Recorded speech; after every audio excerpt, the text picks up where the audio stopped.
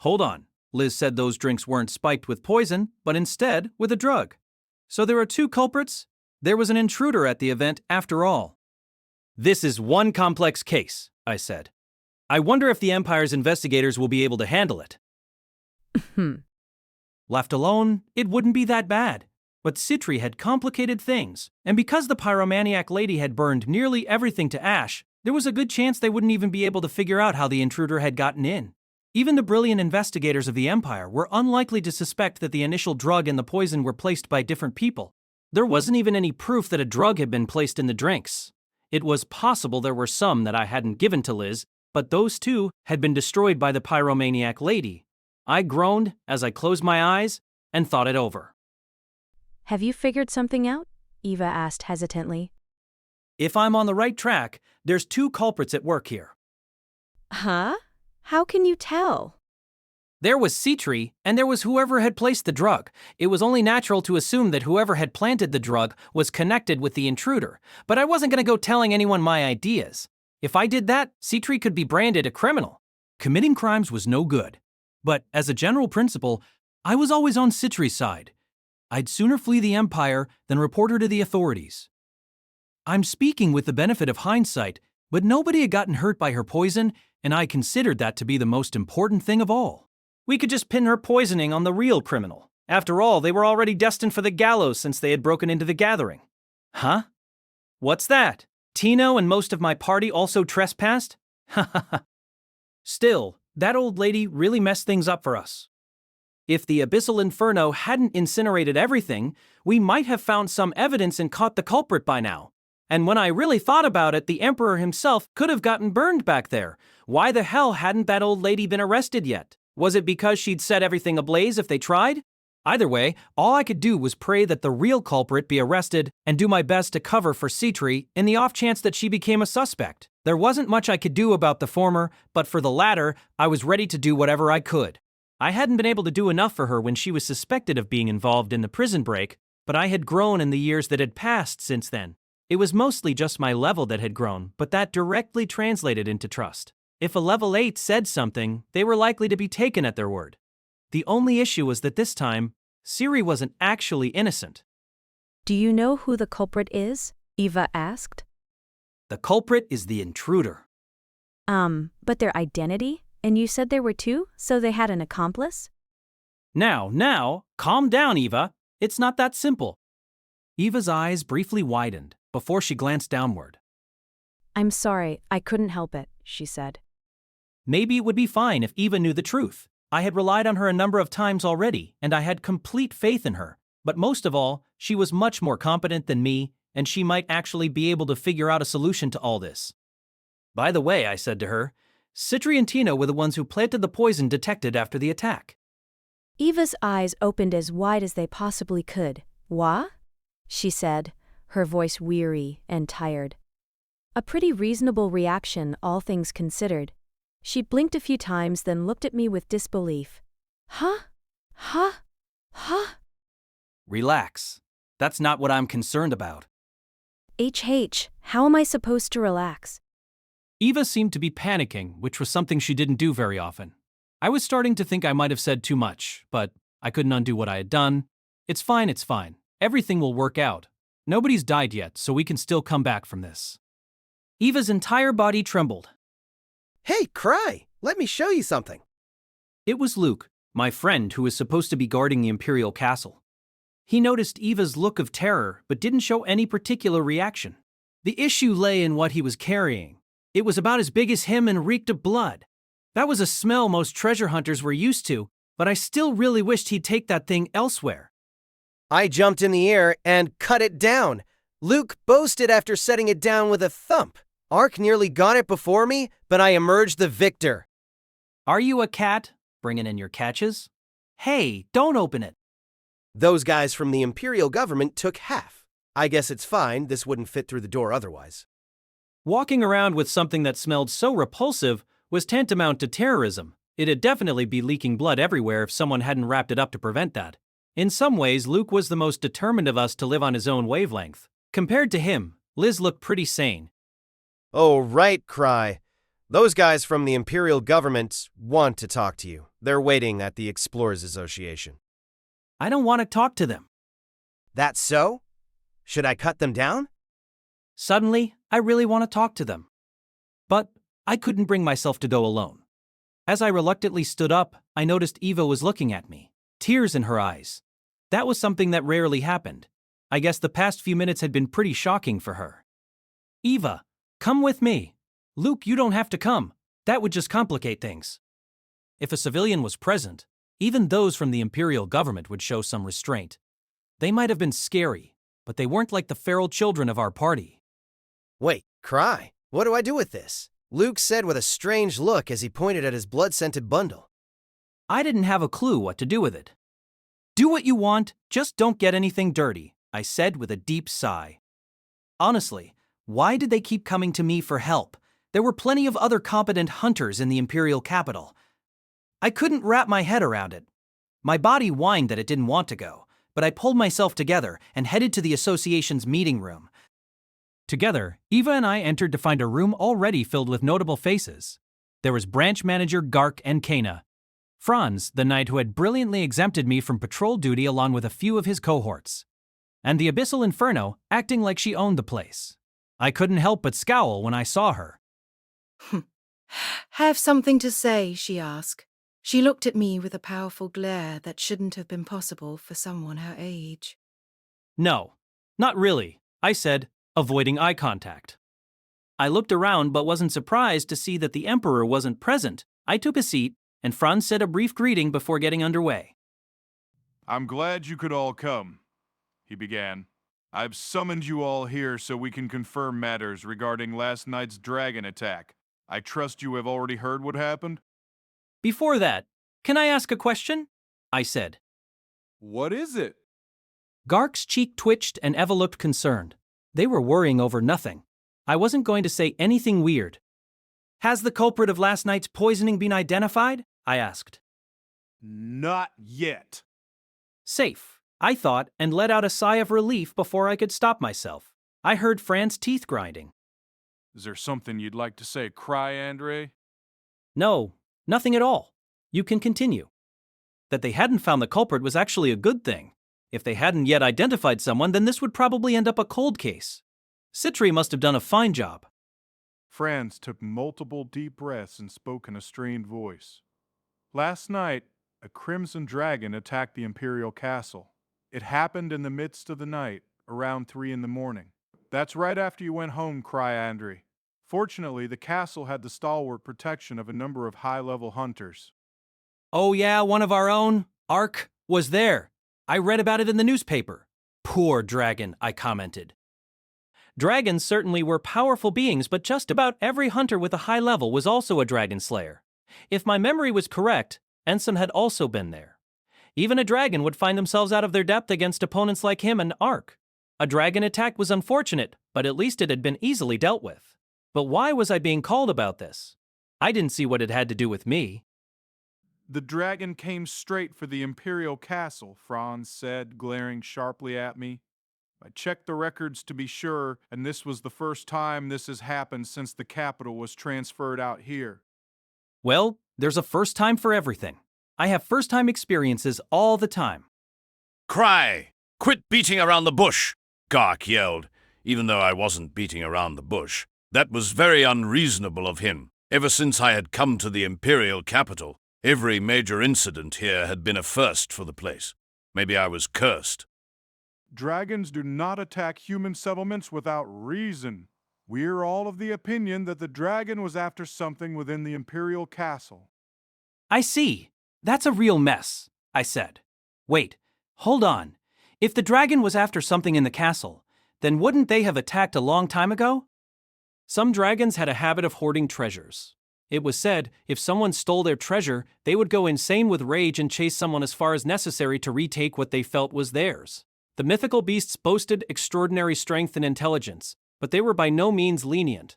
They thought of humans as nothing more than an unsatisfying snack, so whatever the dragon was after was most likely something that had recently been brought into the Imperial castle. Pretty brilliant deductions on my part. Quit feigning ignorance, Franz yelled as he slammed his hand on the table. As we see it, That dragon was lured here by the dragon egg you gave to Her Highness. Huh. That wasn't something I had expected to hear. Dragons generally did lay eggs, but only one at a time. Stealing one would enrage the dragon and they would come to retrieve their egg as soon as possible. However, that souvenir wasn't a dragon's egg. As I had told Eva, Hot Spring Dragon Egg was just a product name. It was a chicken egg, one of the many being sold in Souls. What was this guy on about? I'm sorry to say this, but that was just a hot spring egg, I hesitantly explained. Exactly. That's exactly it. Franz yelled, slamming the table again. And so we made haste and inspected the present. And like some sort of joke, we found that it was a plain and simple hot spring egg. Nothing more. We even confirmed that they were sold in Souls. Do you know what this means? Franz leaned towards me, red in the face, and breathing heavily. I gave it some serious thought. Crimson dragons have a fondness for hot spring eggs. Franz stood up, his lips trembling. It means that someone is trying to set up Krai, or rather the 1,000 tricks, Ava said. I could always count on her. Franz clenched his fist and took deep breaths. Indeed, that's quite right. If your present had been a genuine dragon egg, even if it wasn't the egg of a crimson dragon, you would be a prime suspect and have little chance of proving your innocence. Ah, so that was the trick. Now I know. But you avoided that, Franz continued, and you narrowed the list of suspects. The perpetrator has to be someone who knows you handed that egg to Her Highness. What a miraculous dodge that was. What had I done to deserve such good luck? It probably helped that I wasn't living a life that involved stealing dragon eggs. After listening quietly for once in her life, the Abyssal Inferno snorted and offered her opinion. Laid a trap, did you, boy? How very like you. Trap? What was she on about? I had walked into traps, but I was never the one setting them. Besides, this whole talk of laying a trap with a dragon egg just sounded insane. I couldn't help but laugh a little. Anyways, Franz said after clearing his throat, there are very few people capable of manipulating dragons. Everything from here on is to be kept a secret. He raised his hands, and the knight standing behind him left the room, and some of the employees of the Explorers Association followed after. The only people left were myself, Eva, Gark, Kana, Franz, and the Abyssal Inferno. I wanted to leave as well, but that seemed just a bit obtuse. Franz took a deep breath and placed a large object wrapped in cloth atop the table. Signs of tension crept across his face. We find ourselves in dire circumstances. I will be permitting myself to take the steps I've deemed necessary, he said. That's the... You can't be serious, the Abyssal Inferno said in a trembling voice. Gark, Kana, and Eva were all taken aback. Franz undid the cloth, and from it appeared a completely transparent relic. You could see through it just as you could through calm seas, and it sparkled in a manner unmatched by any gemstone. It was Tears of Truth, a crystal ball relic that could expose any lies. It was one of the Empire's most treasured possessions and had played a role in the founding of Zabrudia. It was a national treasure and not something that was used without good reason. I don't believe it, Gark shouted, red in the face. Use of that relic is heavily restricted. There's no way permission was granted for a case like this. He was quite right. Tears of Truth exposed any lies said by whoever placed their hand on it. It bypassed brainwashing, memory erasure, and any other form of neural alterations. Nobody had yet found a way to deceive it. However, Tears of Truth wasn't some mere convenience. A relic that could discern the truth was capable of starting wars. Therefore, a number of applications, approvals, and most of all, evidence were required before it could be put to use. Even the Emperor, the highest authority in the land, couldn't use it at will. Tears of Truth was just too powerful. Nobody can lead a life of perfect innocence. We all have a secret or two. Nobody would want to live in an empire where something like Tears of Truth was being used regularly. And if everybody left, Zabrudia itself would cease to be. Tears of Truth was generally only permitted to be used on those who had been found guilty of one of the 10 capital crimes, the most severe crimes in the Empire. No matter how suspicious someone might be, suspicion alone didn't make the cut. The Empire couldn't continue any other way, but it had been used on me a number of times. I was probably the only person in the world who had been judged by Tears of Truth multiple times and not gotten arrested. The tension in the room was palpable, so I spoke up on behalf of everyone. Did you get the Emperor's permission? I asked. Of course not. His Imperial Majesty holds himself to the highest standards. So you brought it here on your own. Even if Franz was a powerful noble. No, because he was someone with the authority to walk away with a national treasure, that was impermissible. Misuse of Tears of Truth was a grave crime. Some terrible punishment surely awaited him if word of this got out. Prove your innocence if you can, Franz said to me and only me. Sure, that suits me just fine. I had no crimes to be found guilty of. In fact, I was glad I got another chance to look at Tears of Truth up close. No matter how many times I saw the relic, its beauty never wore off. I saw myself reflected in its crystalline surface. With a yawn, I placed my hand on the crystal ball. I, Krai, have never once acted as an enemy to Zebrudia, I said. My conscience was pulled into the relic and my mind went blank for a moment. Then the crystal ball emitted a blue light, proof that I had said the truth. Franz's mouth hung open. Honestly, there really wasn't a single person as harmless and incompetent as me. Gark's eyes bulged. Back when I first had Tears of Truth used on me, he got seriously angry when he heard about it. He said that it was the job of the Explorers Association to protect the honor of hunters. Now, relax, Franz. No need to be so wary.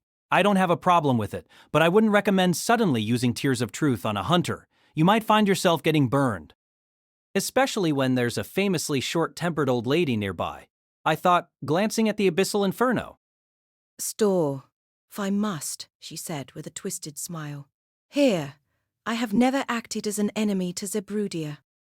The relic glowed light blue, and the Abyssal Inferno scowled. She probably wasn't used to using Tears of Truth. Huh? You haven't? I stopped myself too late. Not a shred of respect in you, boy. The Abyssal Inferno, Rosemary Puripose, glared at me like I was kindling.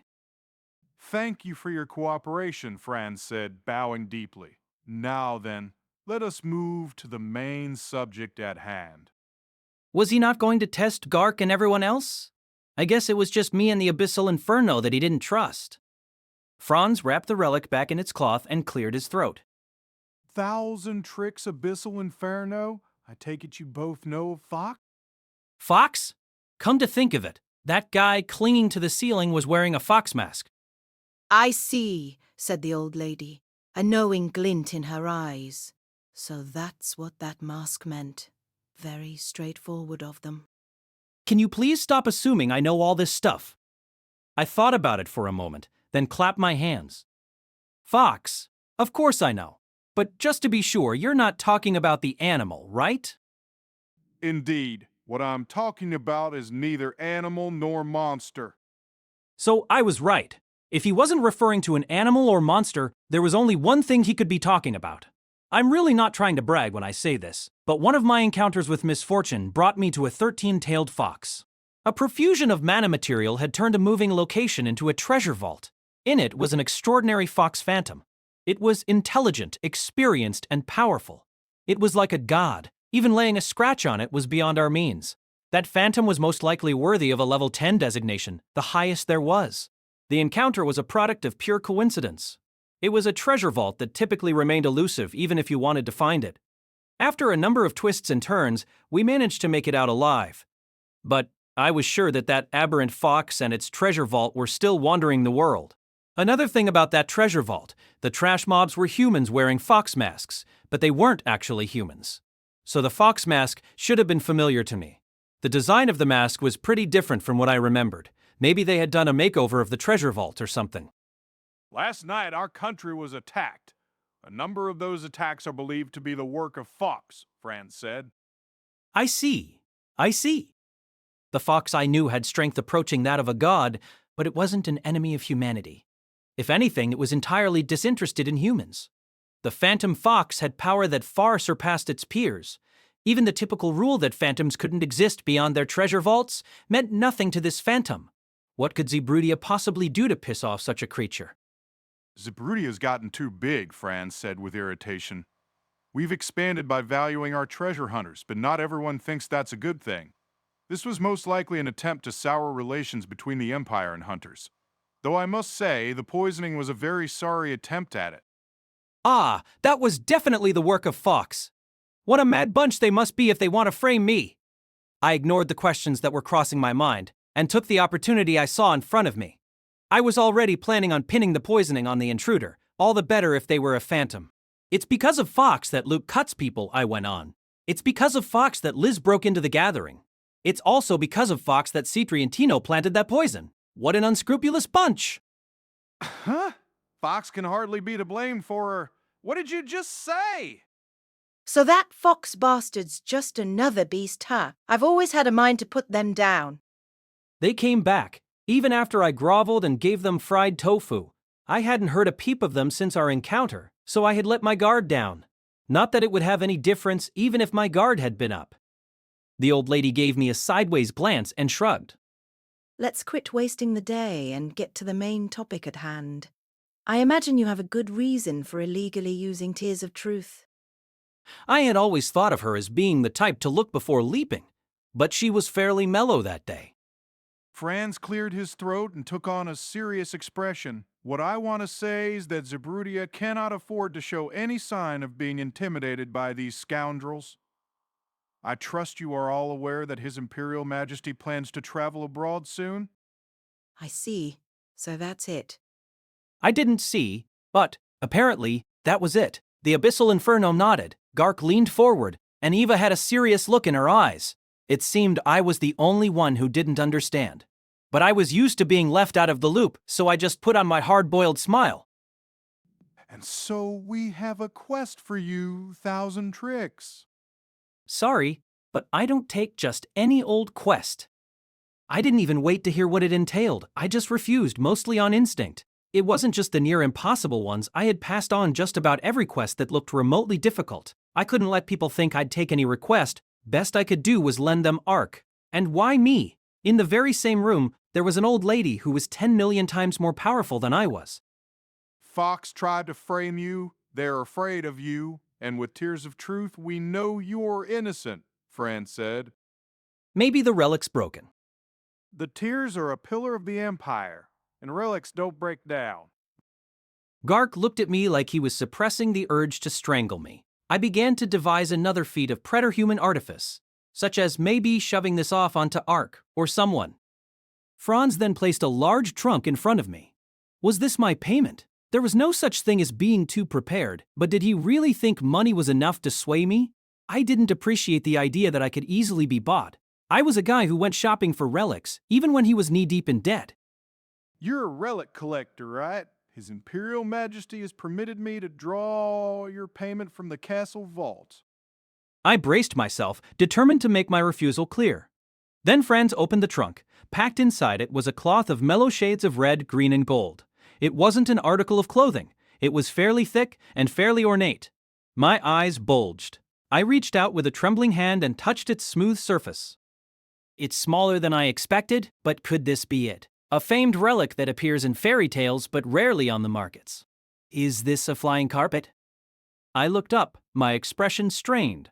For the first time that evening, Franz smiled at me. All good treasure hunters made training a part of their daily routine. Sven was on the 5th level of the First Steps clan house basement. He had just come down to get some exercise and was surprised to see a crowd of hunters gathered around the door to the largest of the underground training grounds. "What's got you all gathered in a place like this?" he asked. "It seems the 5th lair has been reserved for the entire day," someone answered. Sven scowled. "Reserved for the entire day? That shouldn't be possible. Is Liz acting like she runs the clan again?" "No," the other hunter said with a slight tremble. "The Cien's training." What could that man possibly be doing? Wordlessly, Sven looked at the door. From the other side, he repeatedly heard a heavy thumping sound. The Thousand Tricks trained only rarely, so rarely that it made his high level all the more unbelievable. But sometimes he made exceptions and used the training grounds he had made. The Thousand Tricks was also known for being a collector of relics. When he got a new one, he would take it to a training ground to test it out. Not only that, he never hesitated to activate a relic even when it was one most normal hunters would have trepidations about. He most likely knew what a relic would do. After all, people generally didn't activate relics they weren't familiar with, Still, his tests were a nuisance to everyone else in the clan who had absolutely no idea what might happen. It sounds especially bad in there today. Guess that's that. I'm gonna go drinking, the other hunter said. The other training grounds were still available for use, but the Thousand Tricks had no sense of restraint. It was entirely possible he might blast a hole in the ceiling and damage the other floors. Today, he seemed especially into whatever he was doing and nobody wanted to be anywhere near that. Let This Grieving Soul Retire by Tsukikage, cast by Artale Studio. If you are interested in creating your own audiobooks, please check out our website at artale.ai. Now, enjoy the story. With a collective shrug, Sven and the other hunters turned around. They were used to this. My world accelerated in an instant. I was overwhelmed with indescribable sensations of elation and omnipotence. Incredible! I can't believe this. It's like I'm the wind itself. And then, with a dull thud echoing about, both the carpet and I crashed headfirst into the wall, and my body slumped to the ground. Good thing a safety ring prevented me from taking any damage. Lucia, the relic charger, was leaning against the wall with her arms crossed. Leader, have you perchance been conned? No, it can fly just fine. Yes, but it hardly seems like it wants any passengers. Once Lucia was done charging it, the carpet stood up on his corners. Just as Lucia had suggested, he stood a short distance away, almost as though he were wary of me. Relics that could move on their own, such as this and the hounding chain, were called self-propelled. Activating these relics was simple enough, but they were finicky to control. For instance, animal-based chains were numerous and came in myriad varieties. Even chains of the same variety had differing personalities. All of this made it difficult to put them to practical use. This new carpet of mine had a very touchy personality. You're no flying carpet, you're a delinquent carpet. Ah! In the blink of an eye, the carpet had slammed into my body. Being a carpet, it was a light blow, but that featherweight prevented my safety rings from automatically activating. I coughed and rubbed my sleeve against my mouth. Not half bad. I guess this is why you were sleeping in the Imperial Castle's vault. Then the day arrived. Citri, in oddly fine spirits, handed me my traveling gear. With the controller in one hand, Sir Killigan version alpha, and the carpet followed me as I dragged myself out the door of the clan house. We headed towards the Explorers Association, where we would meet up with the other hunters. The sun was just rising over the horizon, and the Imperial capital was still chilly. Walking through those streets, I felt like I was headed down a staircase to hell. The first face I saw at the association was Kachaka Monk. He was a small man and seemed to have a hunched back. Every part of him but his face was obscured by a black robe. At his side was what I guessed to be his weapon, a staff with a skull at the end of it. I stopped dead in my tracks, unable to process what I was seeing. Hunters were an individualistic lot, but this man was definitely suspicious. Bull, tai. But hey. His laugh unsettled me. No. This won't work. We're protecting the Emperor. Does this guy even realize that? They told me I could pick who I wanted, but this was really pushing it. How could I explain this? Why was this guy on that list? Kinda had given me. Where'd you buy that staff? Nice outfit. Perfect for an escort mission. Much to my terror, my attempts at communication had failed. I couldn't at all see myself becoming friends with this guy. And what a bold outfit to wear to an escort mission. I regretted not meeting this guy beforehand. This guy was no doubt the bitter black pepper of our wall spaghetti. Maybe he was so suspicious that nobody would actually find him suspicious at all. Whatever the case, I had no choice but to lay in the bed I had made for myself. Just as I heaved a sigh, the door of the association building burst open. The nerve of you to pick me for this job and then make me come all this way, sir. If you're going to ask a favor of me, at least pick me up. I was grateful for the crystal clear voice that shattered the awkward tension. Chris was a magus, like Kechachaka, but her outfit couldn't have been more different than his. The appearances of noble spirits differed greatly from those of humans. Her staff was made from twisted wood, her shorts were made for life in the forest, and she had eye-catching silver hair that almost reached the floor. Not paying any mind to Kechachaka, Chris looked at me and her cheek began to twitch. What's the meaning behind that getup? Sir, this is a serious job. It's no place for a patterned shirt. If you're dragging me along, you should at least dress the part. By association, you're making me look bad. It's humiliating. Huh? No. You see, this is a powerful relic. Chris groaned with embarrassment.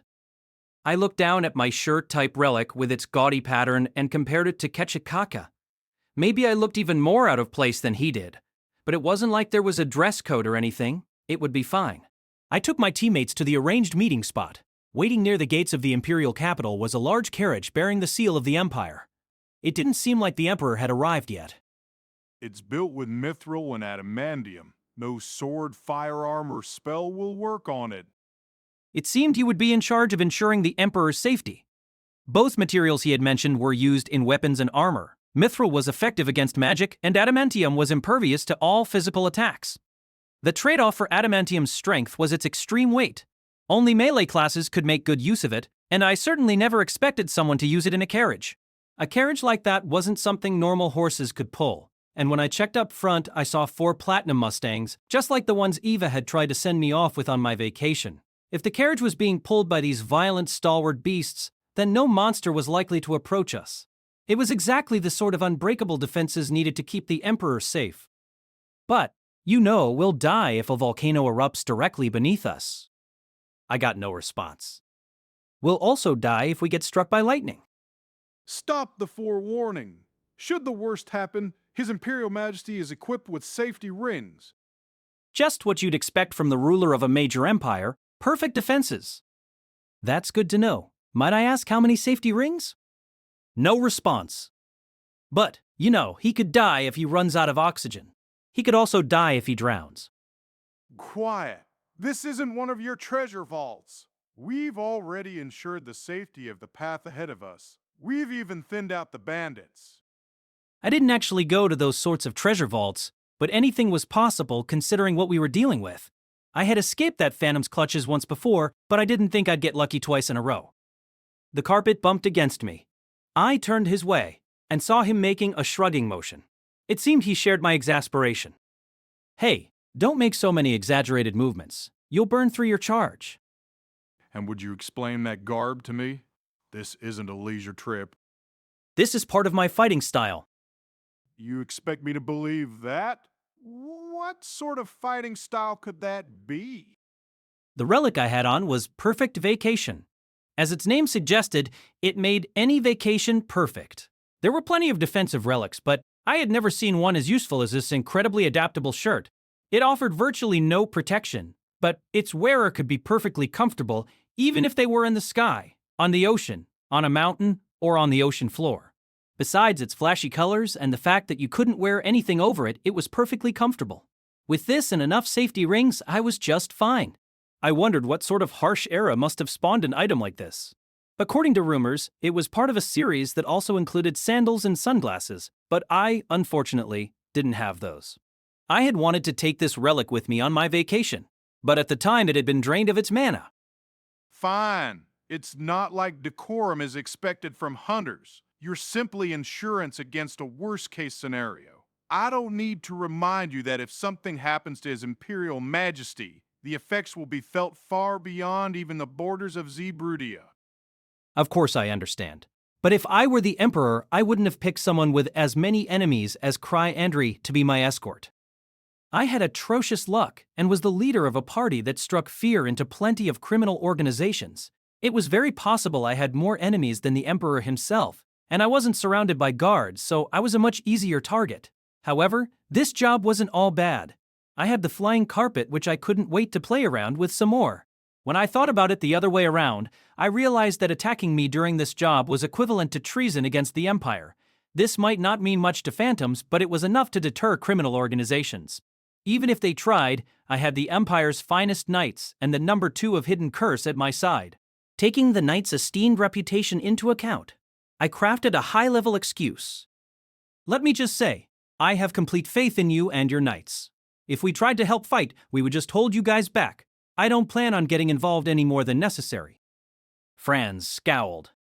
Very well. We'll keep close to His Imperial Majesty. As well as knights, we have magi and clerics among our ranks. You can all stay out of His Imperial Majesty's sight, and be sure to tell that to your weird comrades. That sure was a rude way to put it, but what could I say? There was clearly something up with Ketchikek. Okay, leaving it up to you. We've prepared horses. Your group can fan out and protect our outer perimeter. And remember, I told you to stay out of our sight, but that doesn't mean you can shirk your duties. I take no joy in saying it, but His Imperial Majesty expects a lot from you all. The mounts were iron mustangs, an excellent choice for war horses. No expense was being spared if even the escorting hunters were being given such high-grade steeds. It's just that they weren't something that could be ridden without practice, and they had a bad habit of not letting weaklings ride them. And I didn't know how to ride a horse. Just as I was wondering what to do, the carpet walked up to me, as though telling me to leave it all to him. What a dependable fellow. I don't need a horse, I have my carpet. Do as you see fit, just don't get in our way. He shrugged and ended the conversation there. The moment I returned to my group, I became terribly worried over what lay ahead of us. Human weakling! Don't leave me alone among this lot. Sir? Kill! Kill! The one proper-looking member of the group smiled, and his shoulders shook with mirth.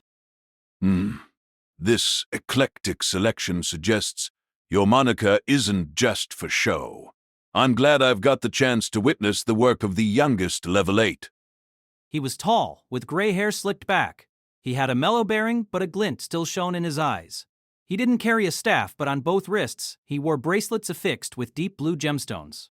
Unlike bodies, mana didn't deteriorate with time, so magi tended to only get stronger as their age increased.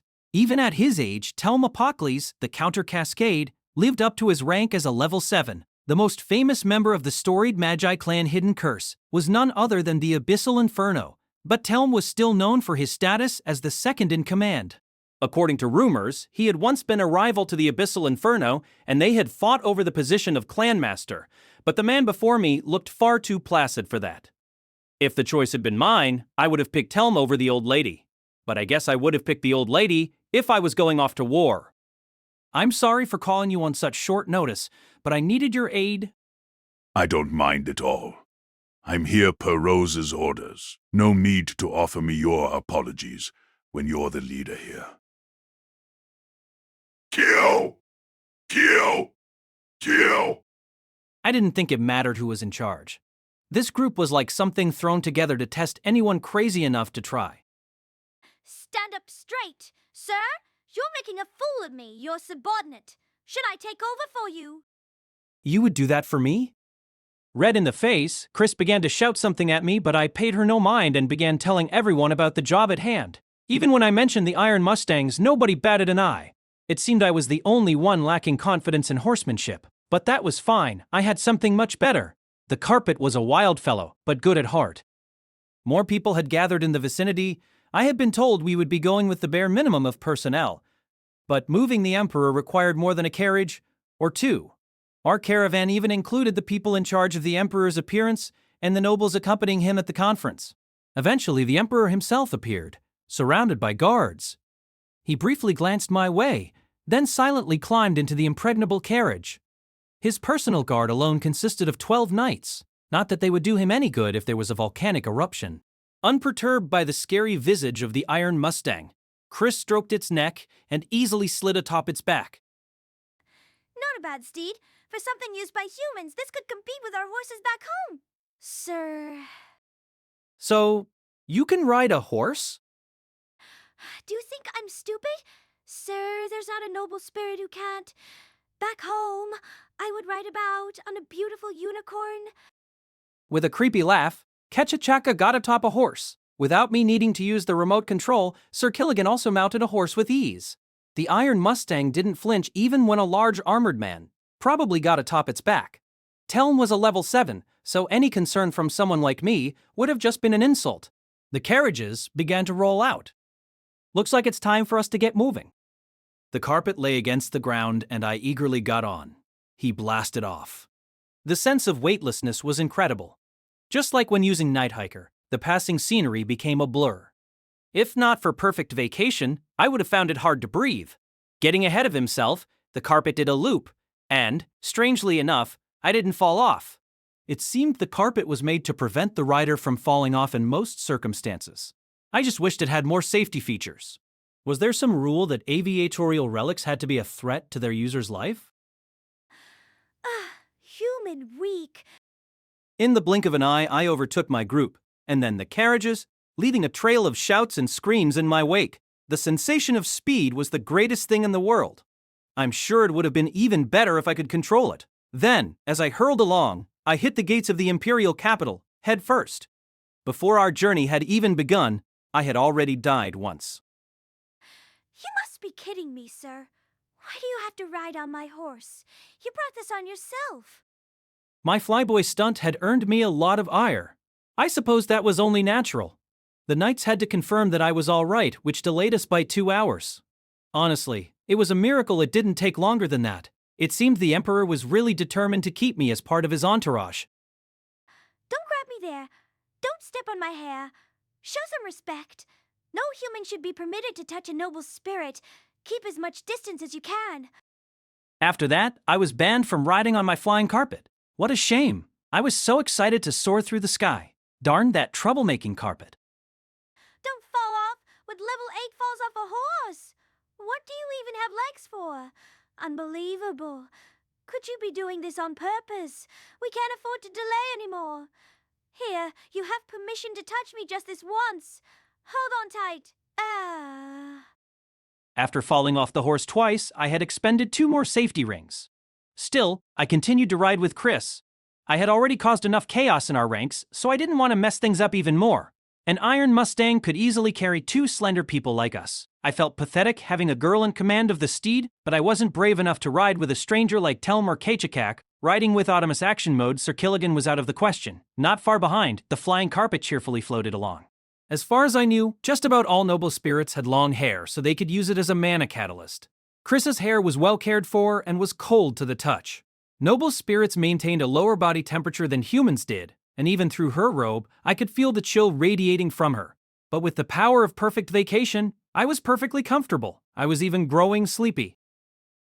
Once this is over, you better tell Lucia how useful I was, how kind I was. A normal noble spirit would have killed you by now. I know. You're a huge help. Far better than the carpet. You continue to treat me like an idiot. I was praising you. Also, I hope you can charge my safety rings later. I held on tight and yawned, which just made her angrier. Upward of 100 men were gathered near a freeway that cut through the grassy plains west of the imperial capital. They concealed themselves in the shadows of tall trees and their equipment bore camouflage patterns. Anyone casually glancing their way would have no idea. There were so many men hidden among the flora. They were a mercenary company, and an infamous one at that. They were willing to do dirty work for the criminal underworld, and not much distinguished them from simple bandits. This job was no exception to their norm. There was nothing proper about assaulting carriages bearing the seal of the Cerbrutian Empire. It was a big job. They didn't know who was paying them, but whoever it was had been willing to offer a generous sum up front. It was also a simple job. The target's route and timing had already been pieced together. All they had to do was carry out the attack. Whoever they were attacking were all apparently rather important and would be surrounded by guards, but that was no problem for the mercenaries. They were well informed and well prepared, and on this wide-open plain there would be nowhere for the target to run. And yet, the leader of the company didn't look happy. A scowl formed on a face smeared with scent-masking herbs. The designated time has already passed. Something might have happened. These men were veterans of their trade. Even under the hot sun, they could wait hours hidden in the foliage, but staying focused wasn't as easy. Just as concerning, their scout hadn't yet returned. They had already been paid for this job. If there had been a change in plans, there was supposed to be a signal. But nobody had seen anything of the sort. We'll wait an hour, no longer. If they don't show, we'll pack up and get out. Tired of waiting, a nearby mercenary let out a yawn. This sort of foolishness should never happen during a job. Sorry, boss. I was getting sleepy. 1 more hour. Hold tight. Yes, sir. In the Merc boss's experience, if the target didn't show up after this much of a delay, they rarely showed up at all. Their employer had seemed like a sharp one, but it was always possible something unanticipated had happened. Maybe the target had had a change of heart. The mercenaries had received word of their route only a few hours prior, but there were any number of reasons why someone's plans might change. Then he noticed a distant shadow heading their way. It wasn't the target, but neither was it their scout. The mercenaries' hiding spot was just off the highway, so if someone was headed straight for them, it was possibly a messenger sent by their client.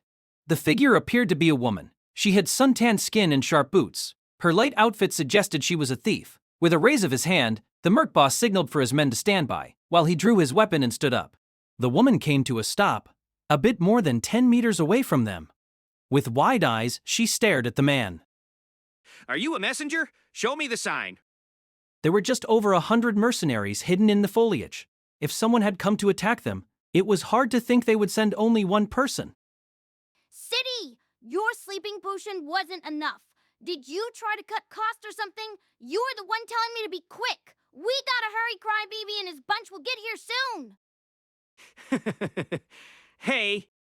At the boss's signal, everyone stood up. It was like a grove of trees had suddenly popped up on the flat plains. Yet the mysterious woman wasn't affected in the slightest. She gingerly pulled out a mask and placed it on her face.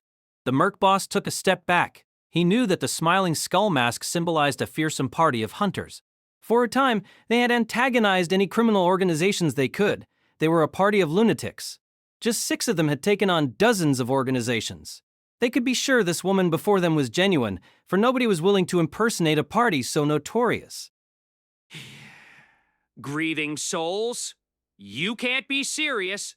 I thought they were laying low. Sorry, but I'm doing a time trial. I'm not knowing how many other assholes like you I still have to clean up. There was a sudden roaring noise behind the mercenaries. Screams erupted from the usually dauntless company. Standing there was a towering knight clad head to toe in gray armor. He was several times larger than even the bulky merc boss. Another pink-haired woman poked her head over his right shoulder. Lizzie, we don't have time to deal with disposing of corpses, so no killing. We need to leave no trace. This was madness. The mercenaries were being treated like fools. If the rumors were worth anything, then Grieving Souls had just added a new member, for a grand total of 7. Attacking a mercenary brigade with just 7 people was absurd, and yet the merc boss was deeply afraid. These hunters showed no trepidations in the slightest. Liz, the strongest one's mine, so you can have everyone else. None of these bastards are sleeping. You said you used a sleeping potion, didn't you? So what the hell happened? We don't have all day. Lucy Frogs. They weren't even acting like they were about to do battle. Lucy Frogs, if you would. I'll capture them all and raise them free range in a labyrinth. Oh, Lucia Frogs. The knight grunted. None of them sounded remotely nervous. Don't default to frogs. I keep telling you, that leaves me exhausted. The mercenaries looked up. There, almost like some sort of prank, they saw a kite. After a bit more than half a day of peaceful travel, we reached our first stopping point. This wasn't an adventure, so there would be no camping in the wild. Safety was the #1 priority, which was a relief for us on guard duty. Thanks to Perfect Vacation, even the horse ride had been a perfectly comfortable affair. But that wasn't what I was the most relieved by. Awesome! Nothing happened. Did I hear that right? Because of you, our departure got bungled. Sir, you have to buy a horse in this town. I don't have any money. What? In spite of her yelling, I was perfectly comfortable, which was all due to Perfect Vacation. I just needed to remember to get it charged. What I meant was that no bandits, or monsters, or treasure vaults, or phantoms appeared. There were no natural disasters either. This is unprecedented. Huh? This is just an escort job. Of course there hasn't been anything like that. Sir? Well, I guess that's how some people might see it. Nothing's better than nothing happening. What a happy life she must be living. Don't try to act thoughtful. Sir, know your place? Unsurprisingly, the inn prepared for us was a fancy one that catered to nobles. The Emperor and the Imperial Guard had an entire floor to themselves. The other guards, including my crew and I, locked down the lower floors. Once our preparations were finished, Franz came up to me, a scowl on his face. We've made it through the first day without incident. Perhaps we scared Fox off. No, it's still too early to relax. Who knows what might happen? So far, the only source of trouble has been you. Don't act serious in those ridiculous clothes. The carpet patted him on the shoulders. Don't do that. I'll cut you down. He would never learn to get along with the carpet if he let small things like that get to him so much. Quiet down, sir. There's no use getting so red in the face. As long as I'm here, our success is practically assured. Even if something too much for your knights to handle comes along, you can leave it to me, sir. We also have Kichachaka, as well as the counter cascade. Hell, we even have Sir Killigan. Ketchakaka, still in his suspicious robes, laughed his usual suspicious laugh. I deeply envied Telm's ability to stay calm among this bunch. You're supposed to list your own name first. Sir, you human weakling. To hell with it. 1,000 tricks. Why not share your assessment of the situation with me? I hear you have a reputation for precognition. Huh? My eyes bulged. Chris, Kichaka, Telm, all of them looked my way, almost like they expected something from me. I didn't really have an assessment to offer. I had never made a single correct prediction in my life. In some senses, I could be right, but at the worst possible times. But I was here to do a job, so I couldn't just say no. Offering an assessment was the least I could do. I folded my legs and made myself look hard-boiled. For my opener, I tried to free myself from liability. This is tough. I can't see the future, you know? I can't tell you anything for certain, but I've learned a few things over the years. I glanced at Telm. I hoped that the second highest level hunter here might help me out if I needed it. Telm knitted his brow, but I continued on. You're at your most vulnerable when you let your guard down. We're fairly safe in this town, but we still need to stay alert. What? We had no plans of relaxing, even without your warning. Are you trying to say something might come for us? Dragons? What? Oh no, I didn't mean to say that. It's been said before, but dragons rarely attack towns. However, that wasn't accounting for the Emperor escort factor. There also might be, elementals or something. Impossible. Total nonsense. This isn't the wilderness. We're still within the borders of the Empire. He didn't need to get so angry. This was just my assessment, after all. I didn't even believe any of it myself. Well, there was that incident at the Imperial Castle, and elementals have attacked towns before. Damn it. There's no need to worry. Even if there are any dragons, Telm will take care of them. A slight widening of the eyes was the only reaction Telm showed to my absurd relegation. He must have been used to it, being the right hand of that crazy old lady. There were very few people in the capital as skilled with water magic as he was.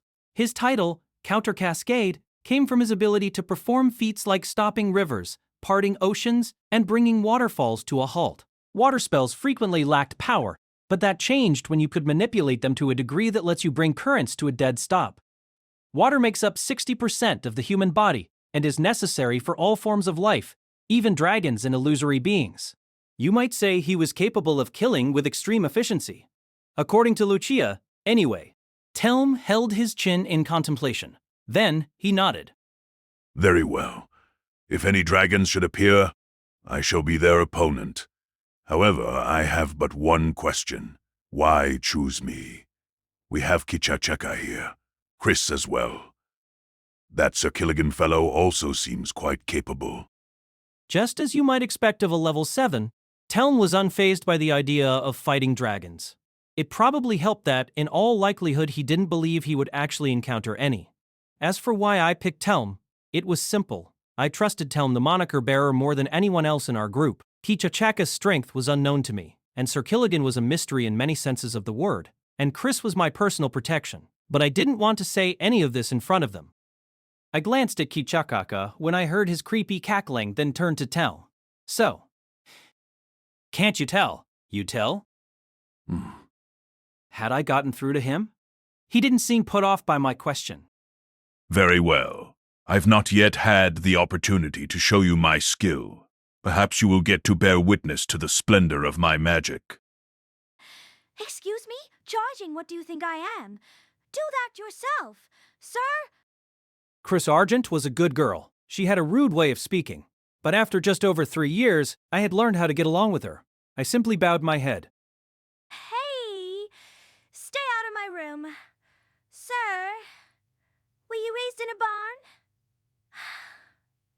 grovel. Don't you have any pride? You're only making this worse for both of us. Sir! I had nobody to blame but myself, so I had no room to argue back.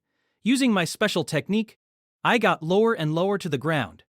I noticed Chris's bewilderment and remembered something Eliza had once told me. Proud creatures like noble spirits considered my behavior beyond bizarre. Fine. Hurry up and show me the relics, sir.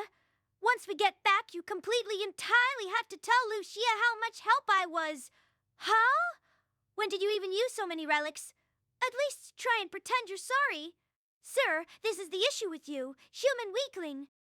Noble spirits had a high affinity for magic. It was said their mana reserves were often tens of times larger than those of humans. It's like they were made to charge relics. If only I had been born a noble spirit. Brimming with anger, Chris charged the safety rings I handed her. Charging multiple safety rings should have been tough even for a noble spirit, but her pride didn't allow her any complaints. The inflammatory remarks made by C.3 that one time might also have had something to do with it. The rooms assigned to us hunters were a level, or rather a grade below that being used by the Emperor. They were made to be optimal spaces for guards to stay in, but with this inn being what it was, even the cheaper rooms were still luxurious. I sat down on a super fluffy couch and heaved a sigh. Stay off my sofa, sir. Don't sigh, sir. I can't believe nothing really happened today. Nothing weird about that. Sir, was something supposed to happen? Well, it was too early to start jumping to conclusions. It's when you get comfy that misfortune likes to strike. But having Telm around was incredibly reassuring. If he was a level 7, that meant the Explorers Association considered him to be about as powerful as someone like Ark. And Kitchachaka, he didn't seem quite as crazy as he looked. I carefully opened the box I had brought with me. Human weakling, what is that? I don't know, but it was left in front of my room. It has my name on it, so it must be meant for me. Chris found this very alarming. Inside were a bunch of neatly arranged chocolates and a card with a heart drawn on it. The sender's name wasn't written anywhere, but the way the heart was drawn told me it must be from C.3. Somehow she knew what inn we would be at and what room I would be in. Isn't that strange? The chocolates were some fancy variety. Using one of my relics, I made sure they weren't poisoned, then bit into one. Is the word caution not in your dictionary? They're perfectly safe. After all, if someone wanted to kill me, there was no need to resort to poison. Punching me would probably be enough. Punching me until my safety rings depleted, that is, and I did know the word caution. It was why I insisted on staying near Chris. The chocolates were incredible. Leave it to C.3 to know my taste so perfectly. I can feel my fatigue fading away. Oh, this one's got honey in it. That's good for you, isn't it? Chris watched me with exasperation as a smile crept onto my face and I sunk into the sofa. Dragons! There's a brood of frigid dragons. Protect His Imperial Majesty. That's ridiculous. We're in a town. Dragons would never come to a town in Zebrudia. When I said dragons might come, I had just been giving an example. Besides, my predictions were never correct. This shouldn't be possible. My luck was bad, but not this kind of bad. And what was with all the dragons? 2 encounters in rapid succession was obviously strange. I absent-mindedly reached for another chocolate, but Chris grabbed my wrist. In her right hand, she already held her staff. We're going, sir. I don't think I'm really needed here. Get a hold of yourself, sir. You call yourself Lucia's brother?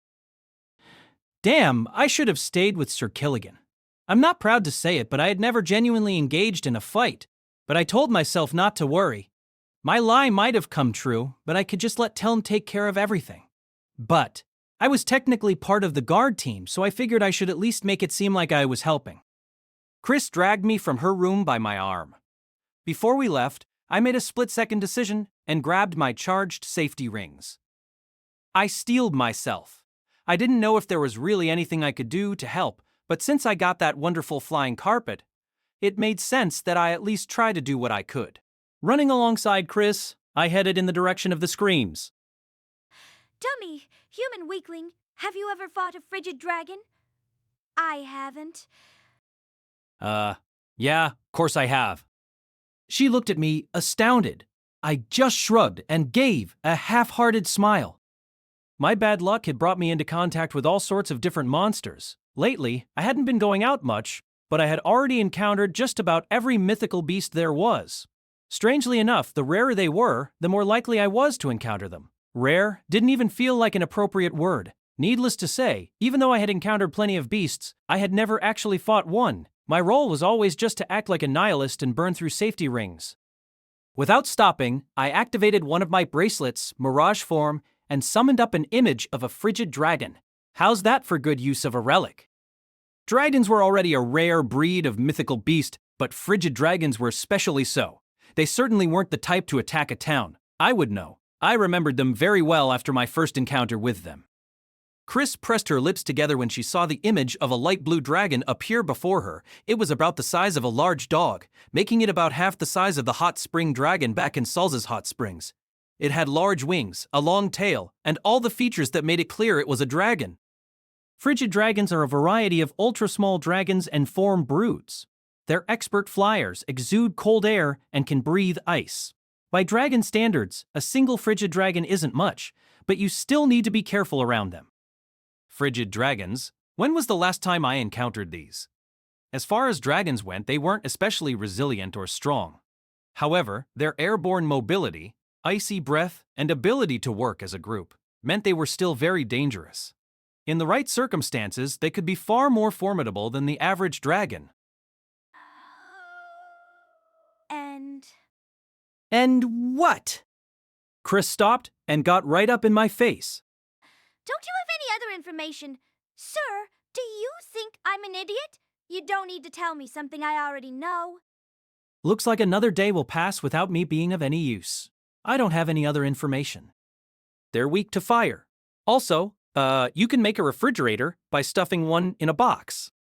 Say something more, Thousand Tricksec. Sir, why are they attacking a human settlement? Where did they come from?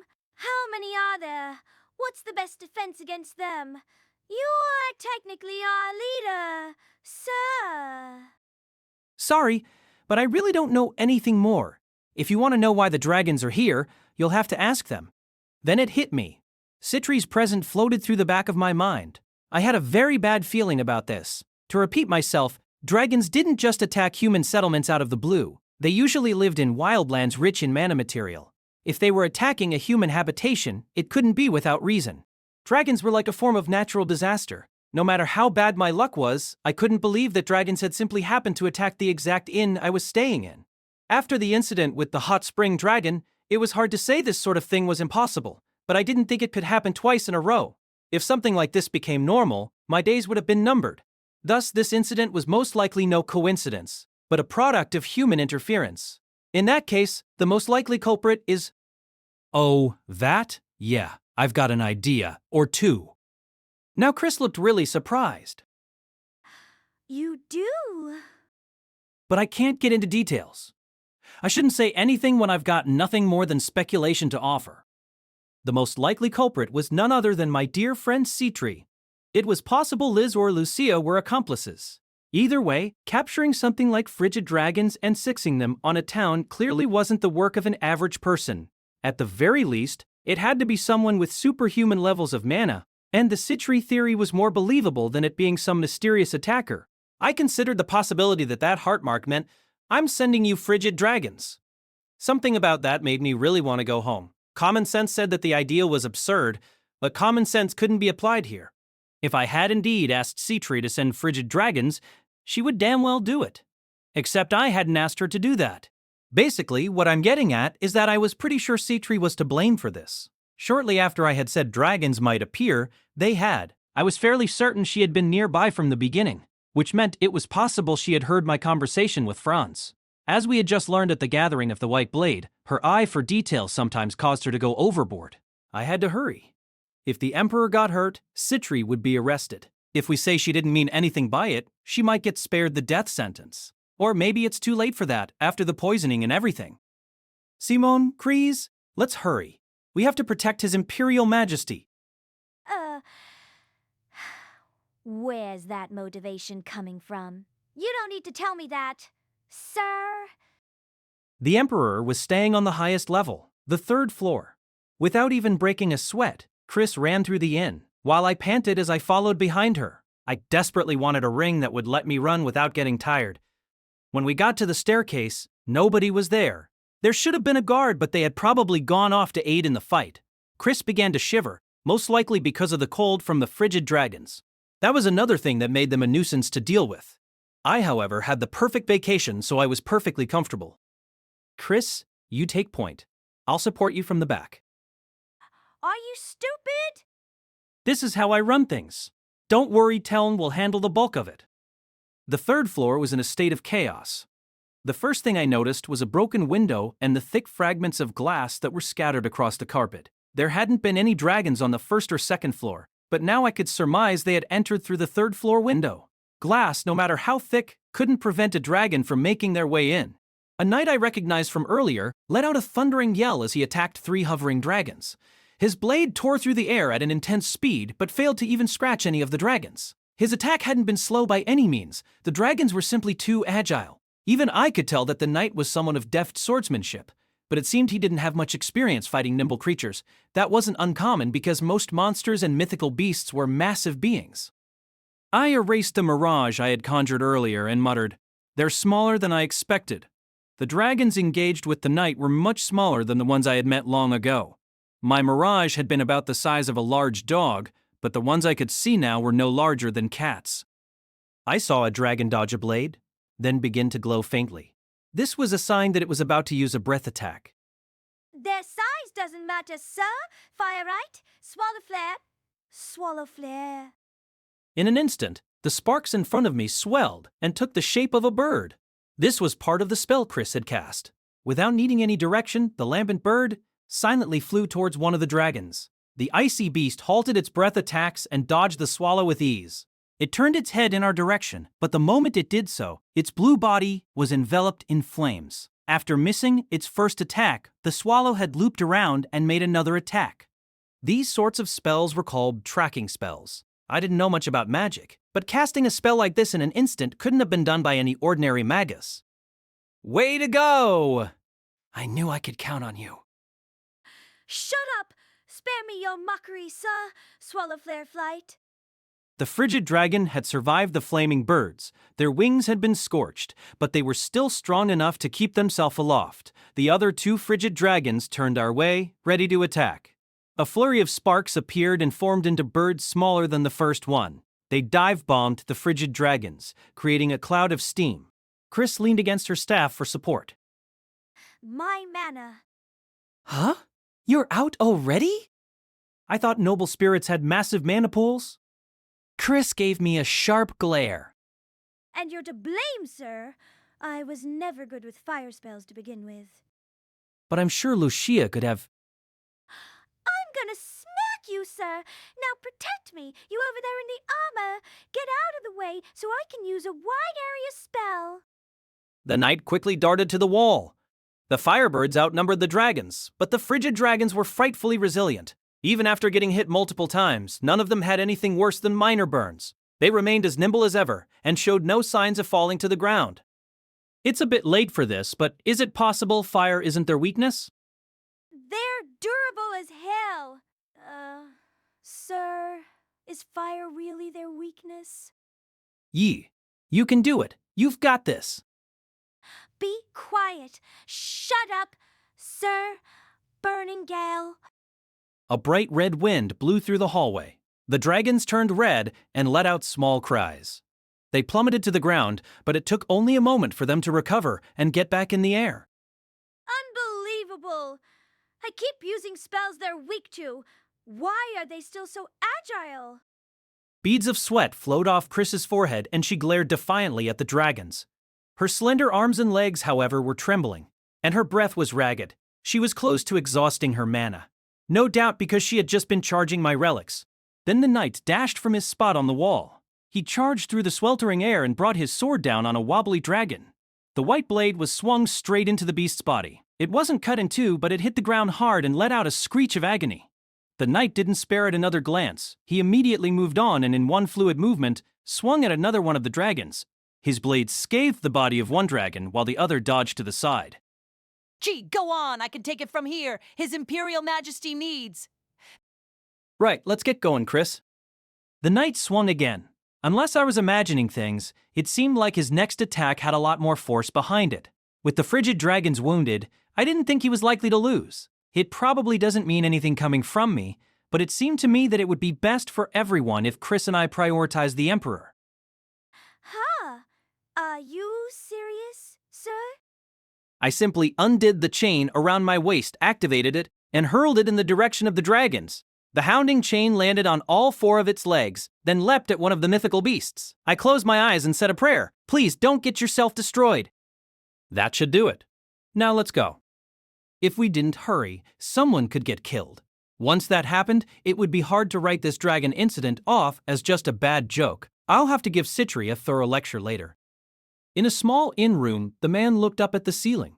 A small smile formed on his lips as he listened to the screams and shouts above. The curse had been applied successfully. He carefully wrapped the onyx black gem in a hex cloth and put it away. The gem was a relic known as Dragon's Reprisal. It was based on a gem that had once been a Dragon King's most prized possession.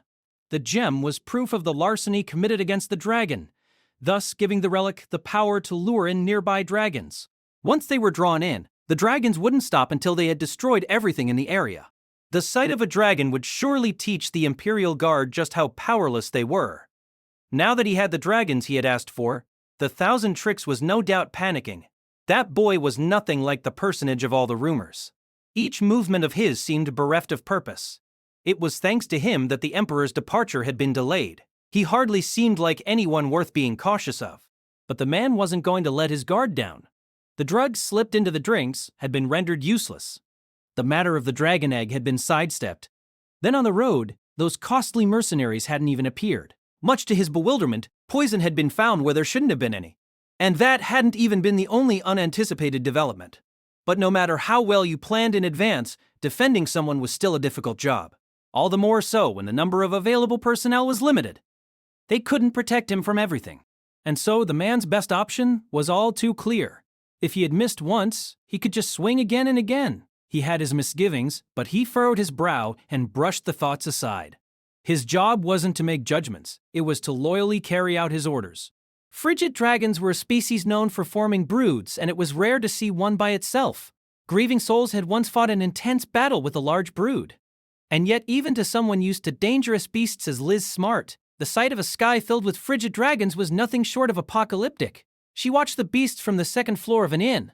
The frigid dragons completely ignored the houses and fleeing civilians and made straight for the inn that was hosting the Emperor and his retinue. This was clearly unnatural. City, this is way too many! Are you trying to get the old son of a bitch killed? Don't try and tell me this isn't your fault! But it's not my fault. My lure should have only brought 11 dragons, and at first there were only that many. You saw them, didn't you, Lizzie? Besides, I didn't have the supplies to plant this many. They had found a frigid dragon nest in some nearby mountains and drugged the dragons they had found. Krai had said there would be dragons, and, as his best friends, they had to make that happen. Liz looked from her sister to Luke, who was doing practice swings. So then it's Luke's fault? Sure! Just tell me how many to cut. That's not what I meant. Where'd these ones come from? Maybe we didn't need to catch those dragons in the nest. Liz turned back around and rested her elbows on the windowsill while she watched the madness outside. Next to her, Lucia looked upward and knit her brow. Maybe they're here to get revenge for stealing part of their brew. I thought we destroyed the entire nest, and I was under the impression that taking retribution like that isn't in frigid dragon's nature, but I can't really be sure. She was quite confused. There was a large brood of frigid dragons right before them, and they were headed straight for Krai's location.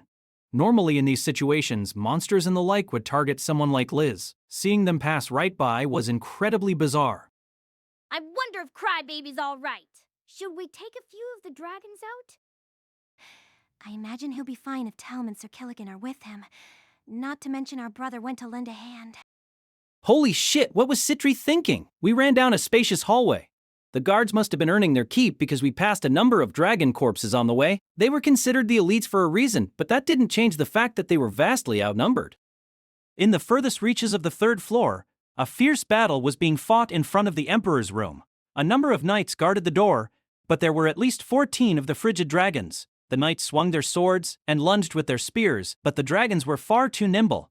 The knights' movements were hindered by the chilling air emanating from the dragons' bodies. Even though the knights could use their shields to block their icy breath, they still found their energy sapped by the plummeting temperature. It looks like the Emperor's luck is just as bad as mine. It hardly matters.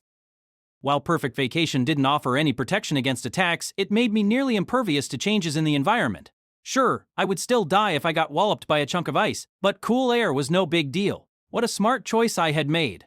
I never would have imagined there was another dragon magnet besides myself. The frigid dragons I had met long ago had been larger and more numerous, but I still felt a sort of affinity for the Emperor. You took far too long. We'll handle these ones. There are some in the room.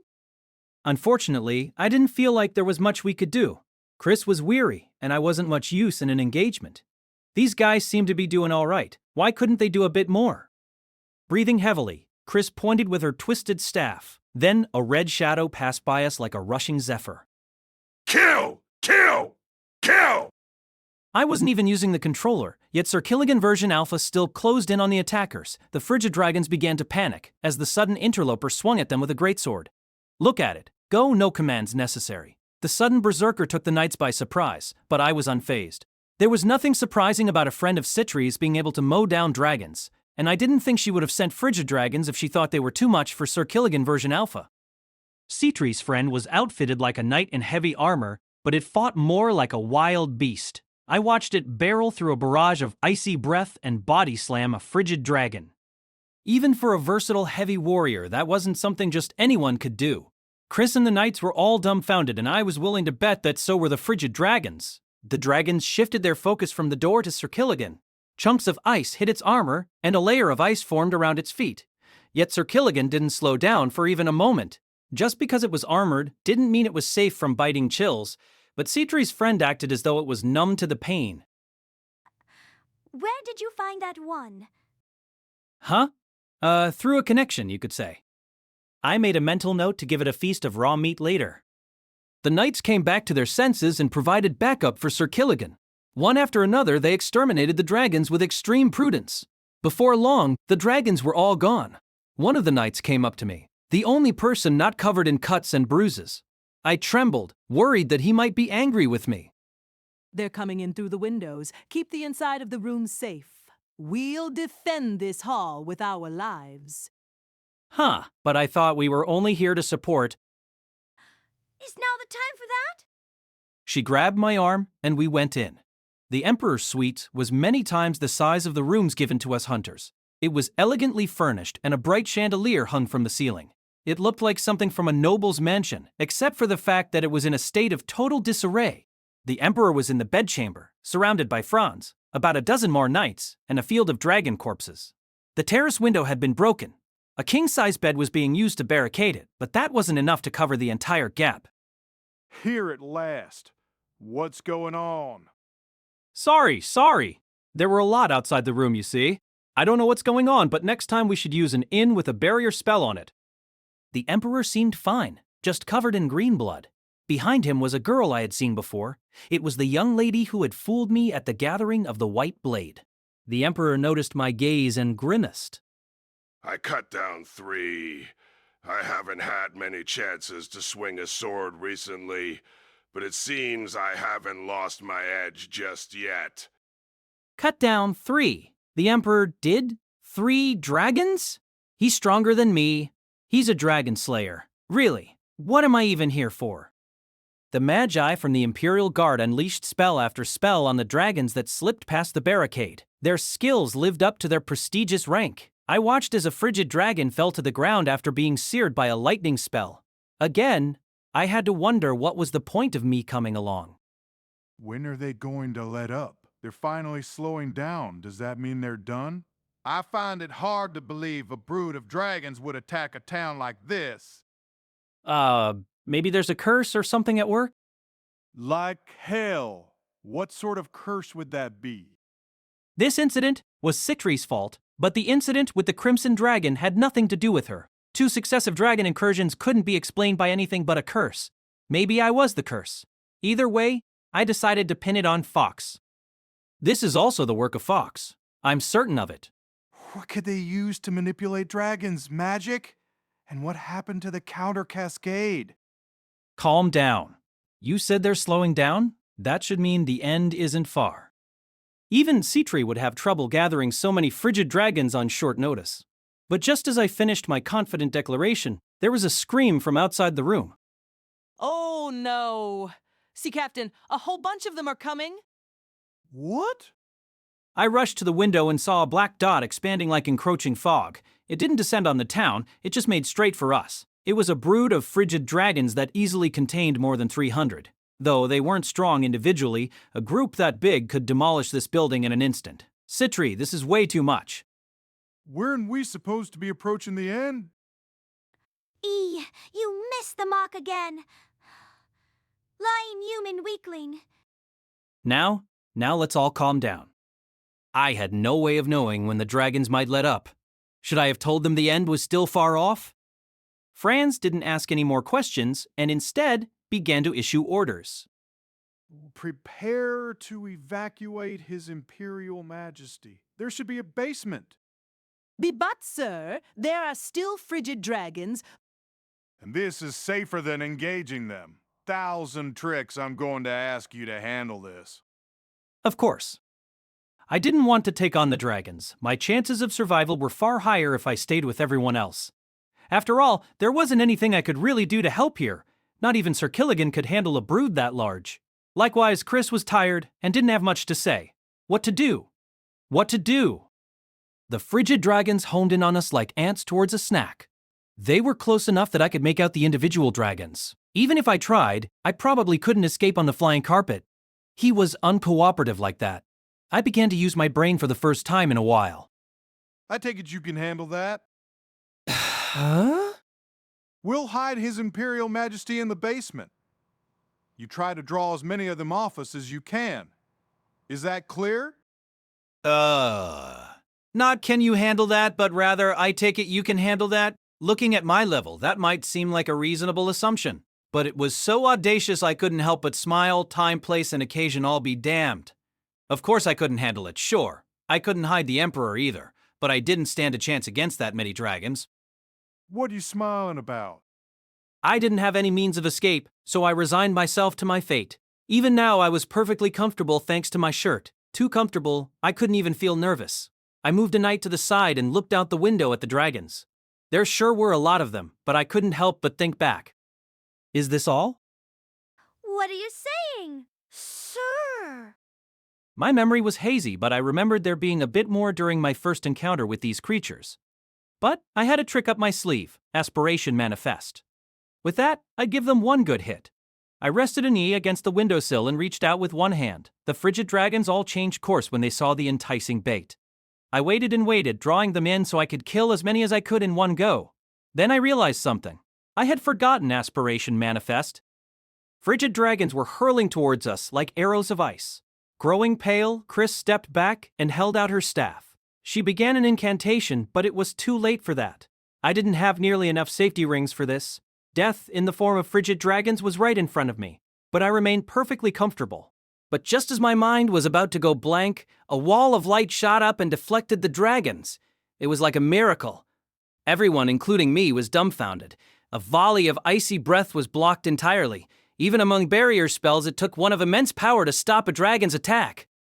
This is the sort of barrier used by devout classes. Oh, you're a saint? No, I'm not.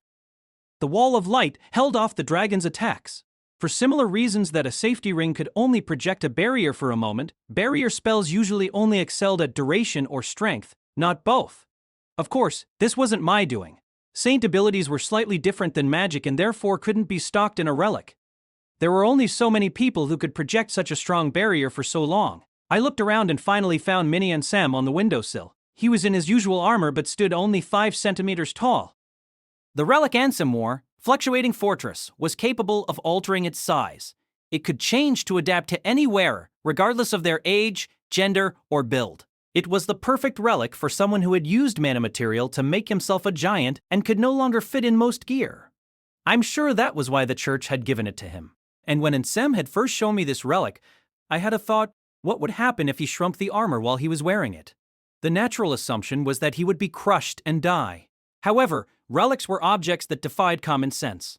The results of our playing around, our research, showed that Fluctuating Fortress had a hidden ability.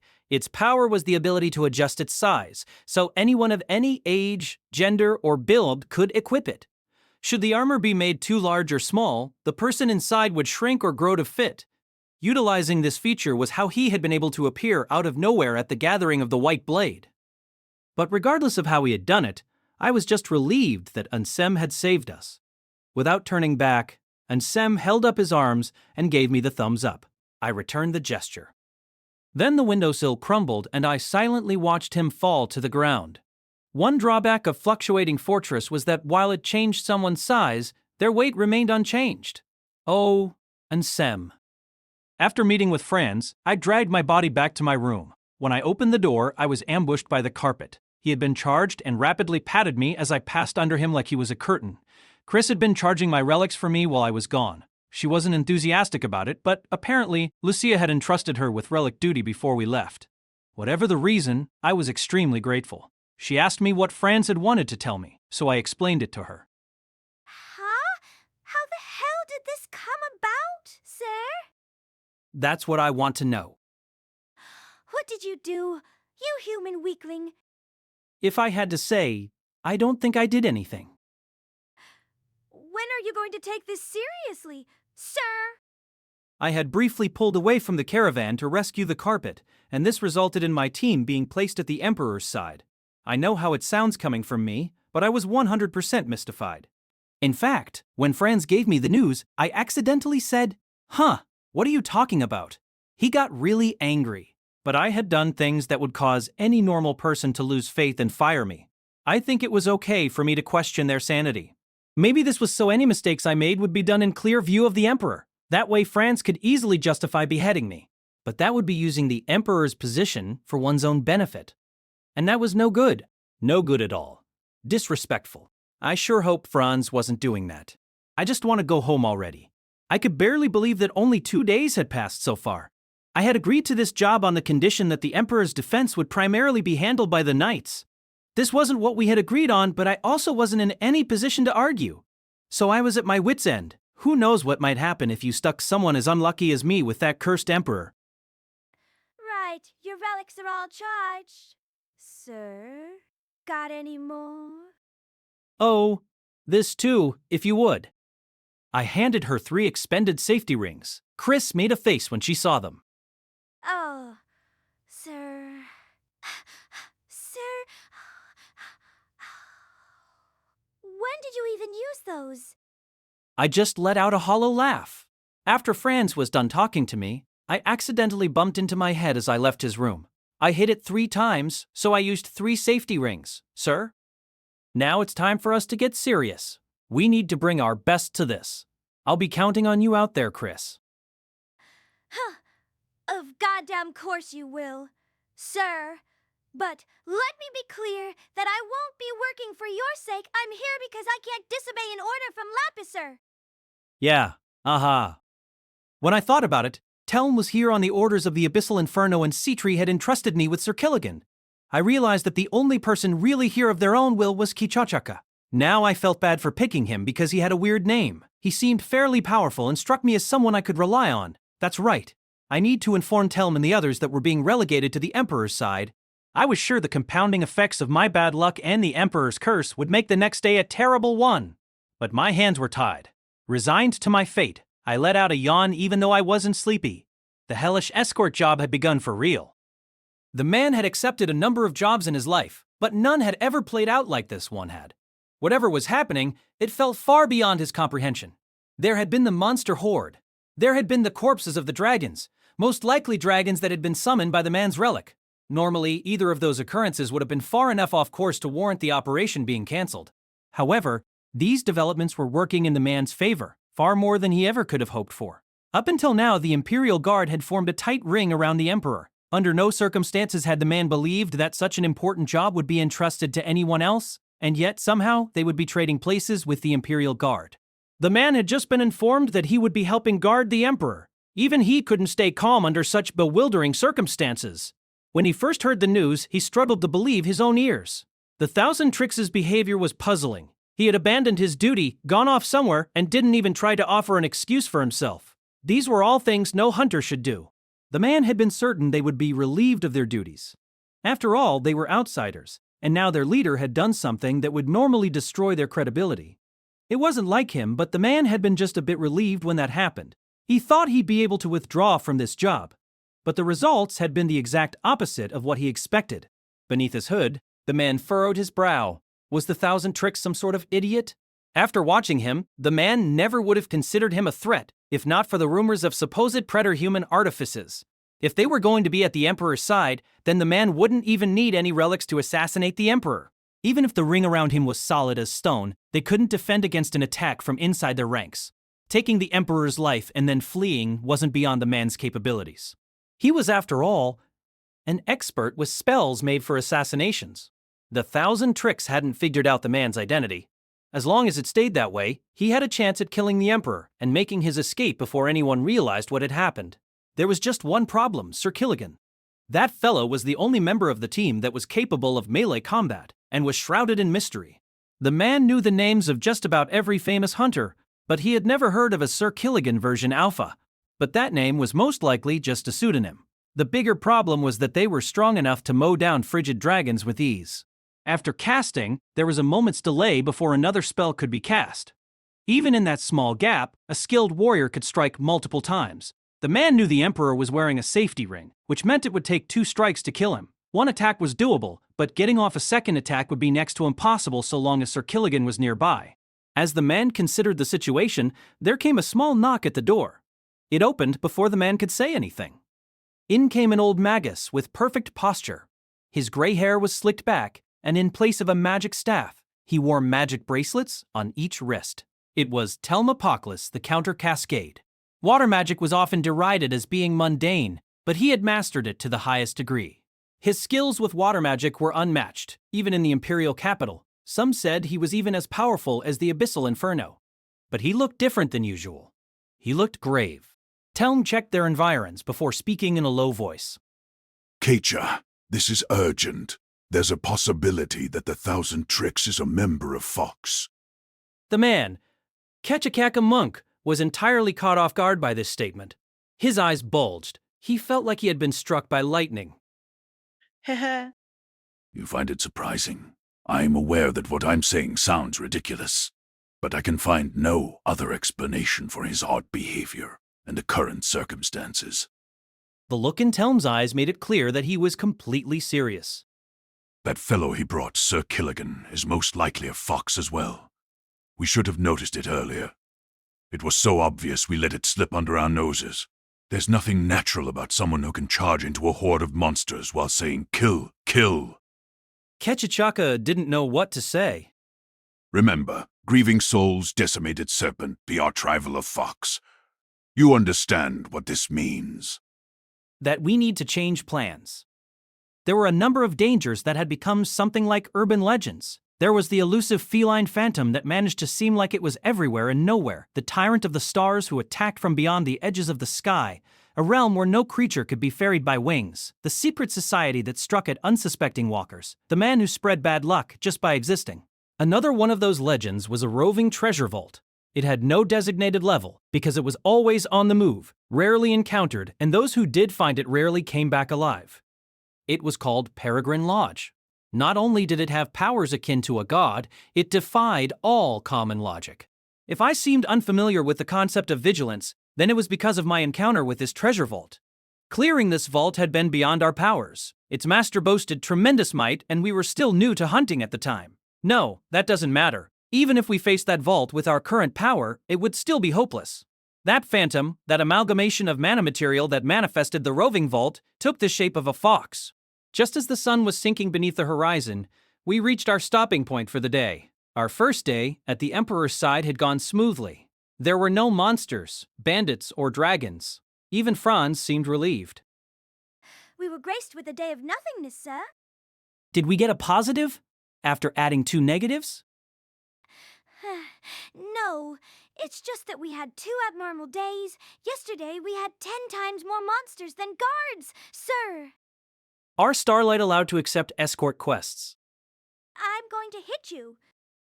On the one hand, they're always belittling humans. On the other, they're all beautiful. Maybe there are people who hire them.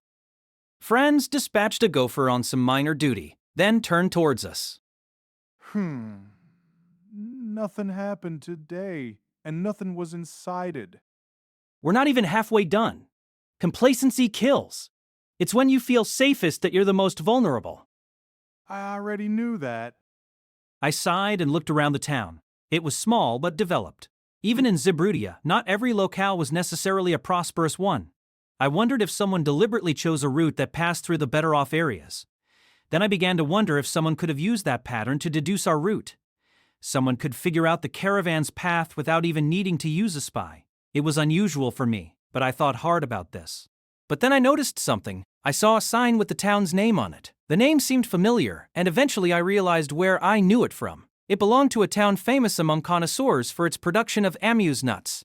Amuse were a unique variety of nuts. A certain trait of theirs made them unpopular with hunters, but I absolutely loved amuse cake. They were hard to find in the imperial capital, so I hadn't had any amuse nuts in a while. Now that I was in a town famous for them, I wanted to take the opportunity to indulge when to date the Morazinin capital, Nask's-Decay. We had already reached the town and the counter cascade, and Sir Killigan could protect the Emperor. So could Kichakeka.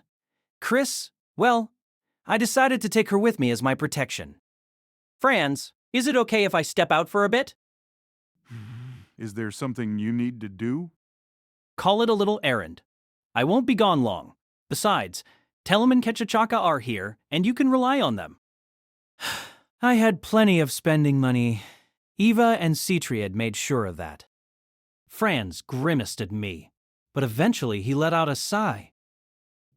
Oh, fine. But be quick about it. I will. And thanks. And do something about that flippin' outfit.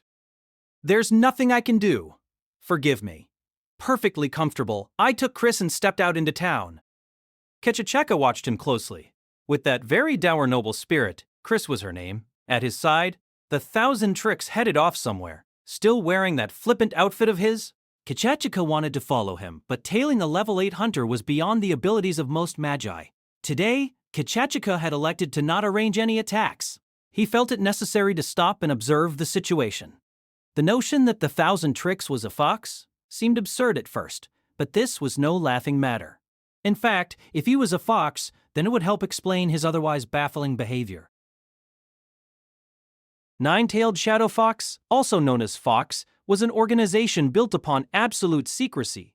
Kichachakeka was a hunter, but he also butchered the adversaries of Fox. However, even a member like him knew very little about the organization he served.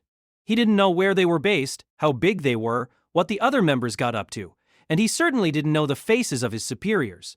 The rank of a fox was symbolized by their tails. Kachaka was of the 5th tail. The rules of the organization stated that foxes could know of those of a lower rank, but not of those of a higher rank. For instance, Kachaka knew about members of the 1st through 5th tails, but knew nothing of those of the 6th through 9th tails. During this job, Kachaka had been contacted by a higher-ranked member. Naturally, Kachaka reported to them, but that member would pass those reports on to an even higher-ranked fox. The 1,000 Tricks had evaded every trap laid by Ketchachaka so far. At the beginning, the mercenaries he hired hadn't even shown up. But if the 1,000 Tricks knew about the mercs, then stopping them would have been easy for him. Perhaps that farce at the capital gates had been in order to buy time so he could call them off. This would also explain why everything was defying Kachaka's expectations, yet still working in his favor. It was all being directed by the 1,000 Tricks. The horde of monsters and dragons had all been killed, most likely by the man himself. It was possible that it was all part of a preterhuman artifice to earn the Emperor's trust, and it was much easier to believe that it had been a plot by the 1,000 Tricks, not mere coincidence, that resulted in Ketchachaka being part of this job. But if this was the case, then what a horrifyingly clever man he was. The idea had never even occurred to Ketchachaka until Telm brought it up. After all, the behavior of the 1,000 Tricks was nothing short of clownish. He dressed in that ridiculous getup that did nothing to suggest he was an escort of the Emperor. He had crashed his flying carpet and caused their departure to be delayed. He had disappeared without notifying anyone. That man showed no regard for his own mortality. His methods were unthinkable for a cautious assassin like Kichaka Chaka.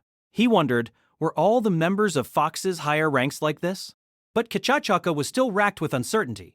The 1,000 tricks was just so natural, so irreverent. There was a good chance he was a fox, and if that were true, then the Emperor was as good as dead. Their job would be over soon enough. What if Telm's supposition was wrong? Who was really a friend and who was a foe?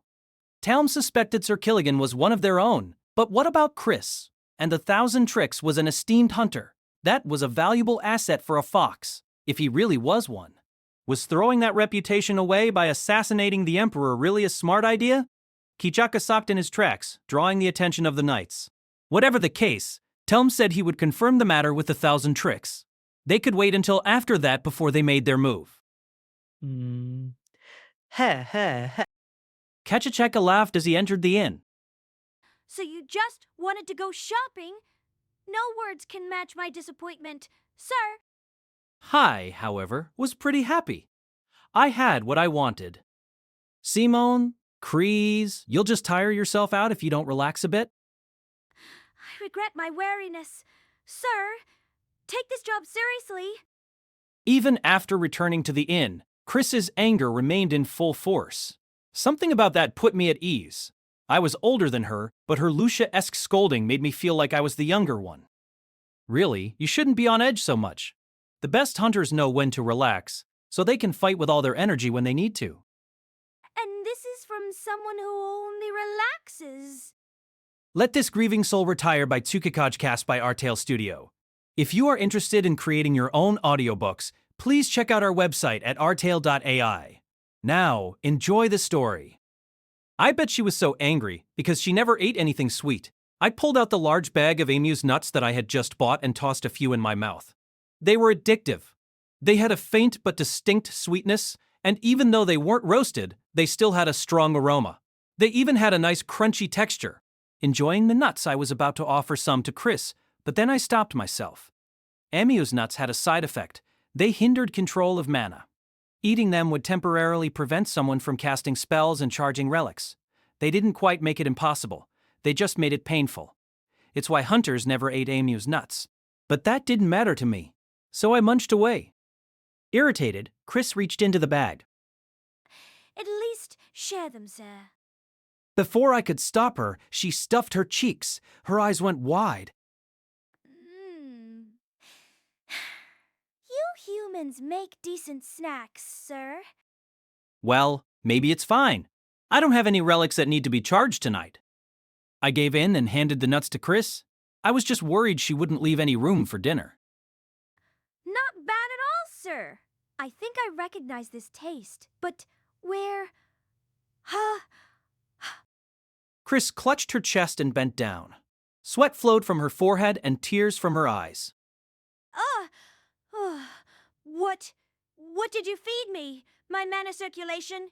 It's... Those were Emu's nuts. What? Ack. Chris squeezed her eyes shut and trembled. I guess she didn't even have the strength to argue. Her left arm limply whacked my knees, but I didn't think she'd die or anything. If those were poisonous to her kind, then she probably would have made a bigger deal of it. Looks like these aren't good for noble spirits. Come to think of it, Lucia had a similar reaction when she ate Emus long ago. Also, I didn't feed them to you. You snatched them from my bag. 1,000 tricks. I'd like to talk. In some ways, this was bad timing, but I thought maybe he would use his magic to produce some water that Chris could drink. I opened the door, and in came Telm and our dubious ally, Kichachaka. Both of them looked very serious. Telm and Kichachaka made a strange duo. They were both magi, but an orthodox magus like Telm seemed like the polar opposite of someone like Kichachaka. But even though I had picked them for the team without any deep consideration, they had turned out to be excellent allies. But I still needed to curry favor with them. After all, there could yet be more dragons on the horizon. Telm's eyes bulged when he saw Chris. What happened to her? Oh, her. Just a little accident. Nothing to worry about. She was a proud, noble spirit. She would never allow it to be known that she ate Emu's nuts of her own volition and gave herself a stomachache. It's as the human weakling says. Don't worry about it. She was still able to act tough. which I took as a sign that she'd probably be fine. But what sad lives Magi must have led if they couldn't eat Amy's nuts. I put on a hard-boiled smile. Is this about the escort shifts? I was hoping we could continue as planned, with you two teamed up. The Imperial Guard are doing good work, but I'm not so sure we can leave it all in their hands. Pairing Telm and Ketchakaka was the result of my very level-headed judgment. First, I didn't think I'd be able to learn to communicate with Ketchakaka during this job. I also didn't want to pair him with Sir Killigan, who I still didn't trust. And Chris was even worse at communication than me. By process of elimination, Ketchakaka was put with Telm, an unfortunate side effect of the wall spaghetti method. Right, do you want some? Telm grimaced when he read the letters printed on the bag I held before him. Amuse nuts hinder the manipulation of mana. They're not something a magus on an escort job should be eating. Yeah, Still clutching her chest, Chris gave me a spiteful glare. But I wasn't a magoose, so I helped myself to some more Amia's nuts. A relic user had no need for mana. Something Citri once said was that, if you really try, you can overcome the mana hindrance inflicted by Amu's nuts. In that regard, you can use Amu's nuts for training your metal. Lucia supported this idea. I just liked Amu's nuts because I enjoyed gorging on them. So if this isn't about the shifts, then what is it? Had they come to say they refused to obey a leader like me? If so, I was totally willing to hand the hat off to one of them. Telm made a grave expression, then whispered to me, almost like he was discussing some secret matter. 1,000 tricks. You have a tail, don't you? I looked at him with shock. Huh! Telm, however, was dead serious. Ridiculous. Impossible. Nobody should know about that. Where did they hear about it? The only people who knew about my tale were the other members of Grieving Souls, and I didn't think they would leak that. But Telm seemed certain of himself. He probably hadn't misspoken. Normally, a human would never have a tail, and there was no way I could convince them they were mistaken. The proverbial cat couldn't stay in the bag forever. It was possible I had gotten plastered and then blabbed about it at some point or another. But whatever the case, this was troubling. I had wanted to keep the tale a secret. Sorry, Chris, but could you step out for a bit? We need to discuss something important. Chris seemed confused. I felt bad kicking her out when she was in so much pain, but I didn't want her to know about this. In a perfect world, Telm or Ketchakaka wouldn't have known about it either. What is... Sorry, but this is a very delicate matter. Remember, I'm in charge for the time being, and I won't be long. I'll be sure to tell Lucy about this. Chris crawled out like a caterpillar. I'll have to treat her to something besides Amius nuts. I took a deep breath and looked at the two magi before me. The tail. To be precise, it wasn't actually a tail, it was a lunk of living mana material. My encounter with the Peregrine Lodge had ended with my total surrender, but that didn't mean I left empty-handed. I took one thing away with me. Actually, I didn't take it, it was shoved off on me.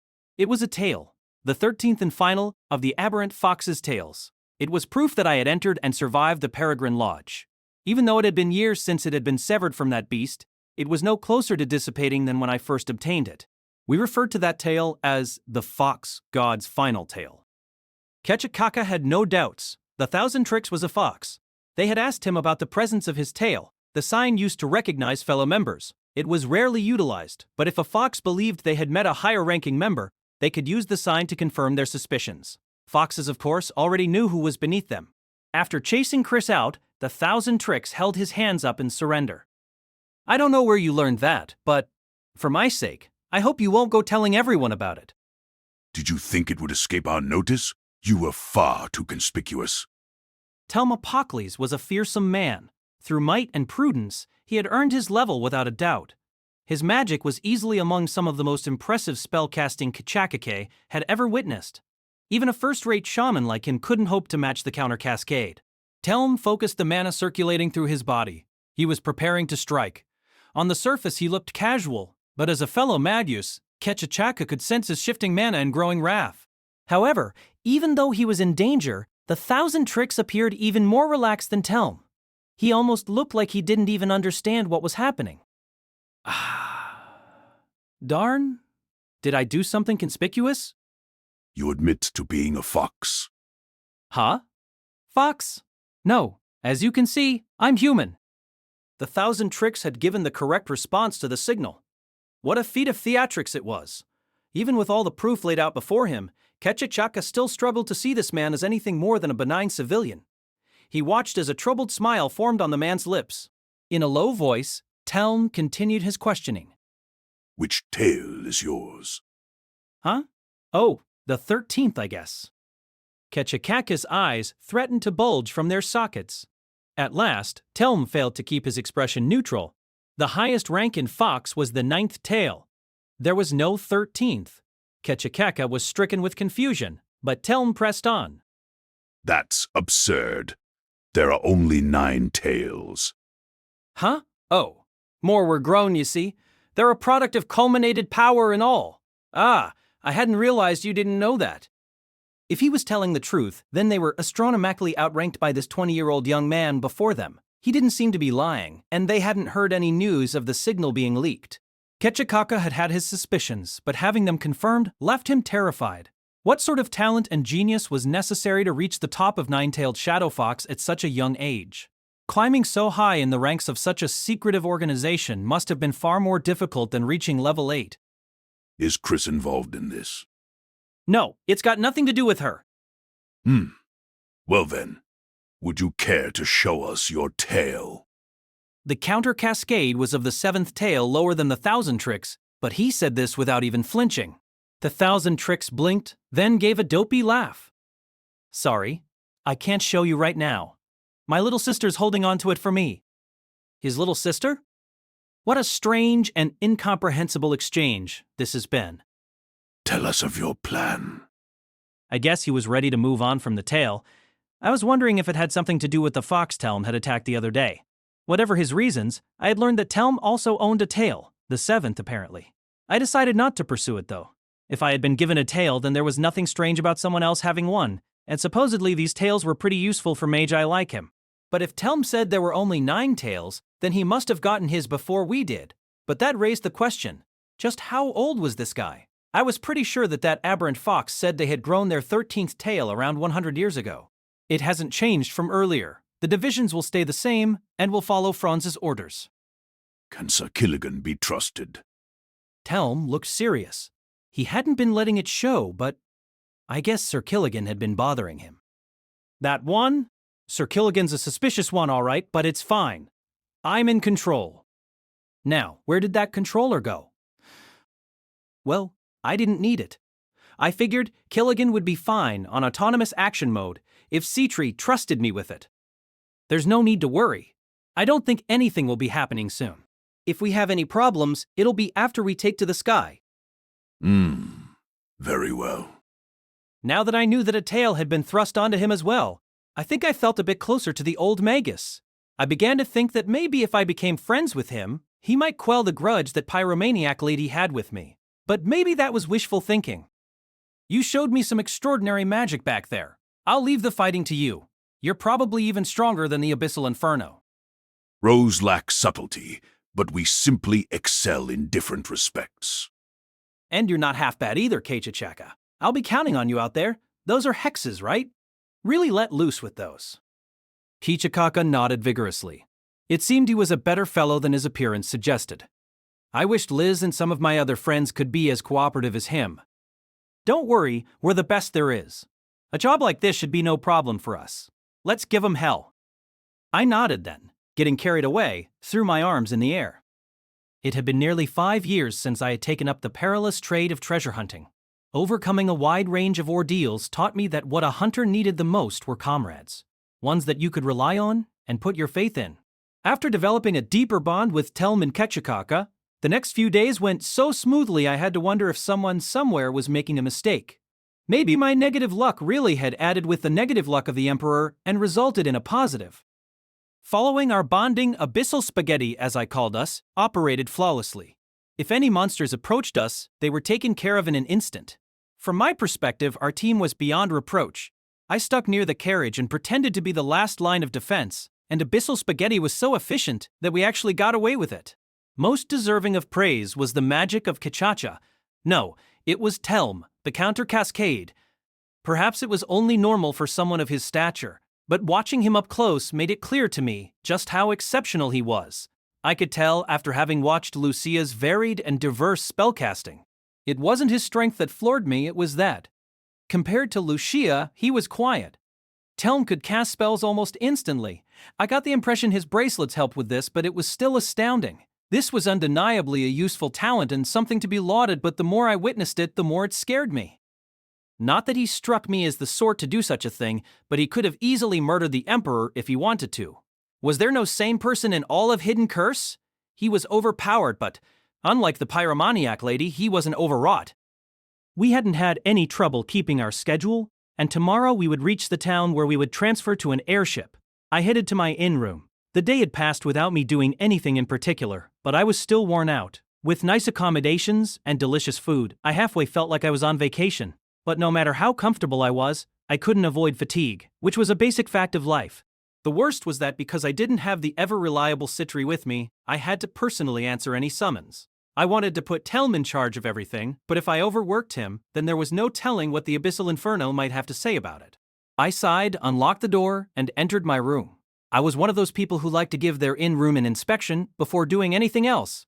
I didn't do it for security reasons or anything, it was just a habit of mine. I casually opened the closet and Liz grinned and waved at me from inside it. Compelled by instinct, I closed the door. Then I took a deep breath. Inns these days sometimes come with really tasteless decor. The next moment, the door burst open and a girl with pink hair and tan skin flew out. Laughing all the while, Liz knocked me onto the bed while I unsuccessfully tried to grasp the situation. I felt my body sinking into the soft mattress. Why? Why are you here? I thought you might be lonely, so here I am. In other words, she had no reason. Still, I wasn't going to complain.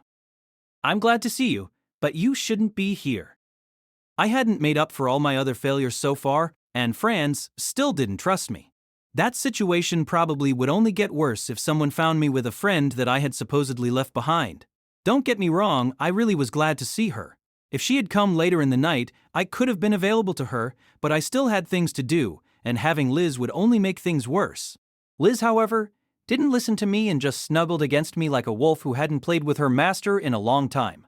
Her hair smelled nice, making me think she had showered before I had arrived. Human weakling! Come on out. I'd like to get your charging out of the way, sir. And then if I could have some of those amuse nuts. Sir. The carpet twirled around, almost like he was exasperated. At that moment, I became very grateful he couldn't talk. But that didn't change the fact that Chris might see us. She wasn't the type to try, or want to try. Reading between the lines. I pushed Liz off me and got up, then grabbed a bedsheet and threw it over her. At almost the exact same moment, the door flung open before I could say anything.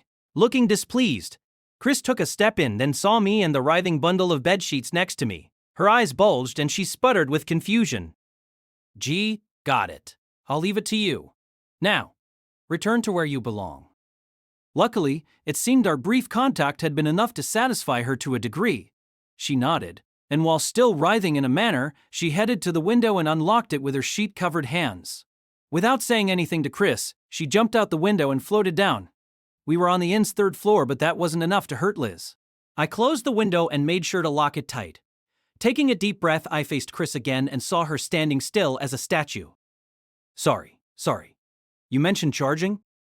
What was that, sir? Today was an easy day, so it's just the carpet and my shirt that need charging. Oh, and you mentioned the amuse nuts, right? But are you sure about those? They seem to hit you real hard. Perhaps I shouldn't have told her about how they could be used for training.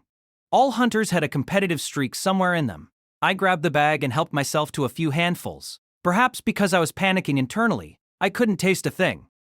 Chris strode right up to me and grabbed my collar. She furrowed her brow and shook me back and forth. Excuse me, is this a joke at my expense? Do you really expect me to be fooled? Sir, I'm asking you what that was, so out with it, sir. I be next. A. Ha ha ha. It was one of those. You don't know them? That was a sheet wraith. Damon, you? Would you try that excuse on the Emperor? Sir? You're not wrong. You're perfectly right. I'm not trying to fool you, honestly. It's just that there's nothing I can say. As I let myself be rattled about, Telm and Ketchachaka dashed into the room. Has something happened? When he saw Chris, his expression instantly darkened and he raised an arm. Tell, this human weakling was talking with some stranger. Sir, he's definitely up to some shenanigans that he's not telling us about. Telm didn't respond. We're his party members for the time being, so he owes us an explanation. Sir, if nothing else, he shouldn't be acting on his own during an escort job. Her words stung, because she was completely right. If it was just her, I might have considered offering an explanation, but I didn't want Telm and Ketchachaka knowing about Liz. Oh, what do I do? Red with anger, Chris let me go and told Telm and Ketchachaka what she had seen. All the while, the counter-cascade looked at me dubiously. It could have been my imagination, but Ketchachaka seemed exasperated. There really wasn't anything I could say in my defense, but hey, Chris was a fellow clan member, why didn't she back me up? I understand now. That was indeed a, sheet wraith. I hadn't expected covering fire from Telm. The look on his face was one I had never seen from him. If I had to describe it, uncomfortable is the word I'd use. Chris looked briefly taken aback before going at Telm. What? Are you out of your waterlogged mind, sir? How do you even end up at a conclusion like that? See, calm yourself, Chris. They are truly rare, but there are tales of such specters. I will not deny the plausibility. I take it you are in agreement to Ketcha. Ketcha. Sir. He. Ketchachaka slowly nodded his head up and down, going along with Telm's nonsense. He was definitely my favorite of all the suspicious yet cooperative people I knew. What's up with you?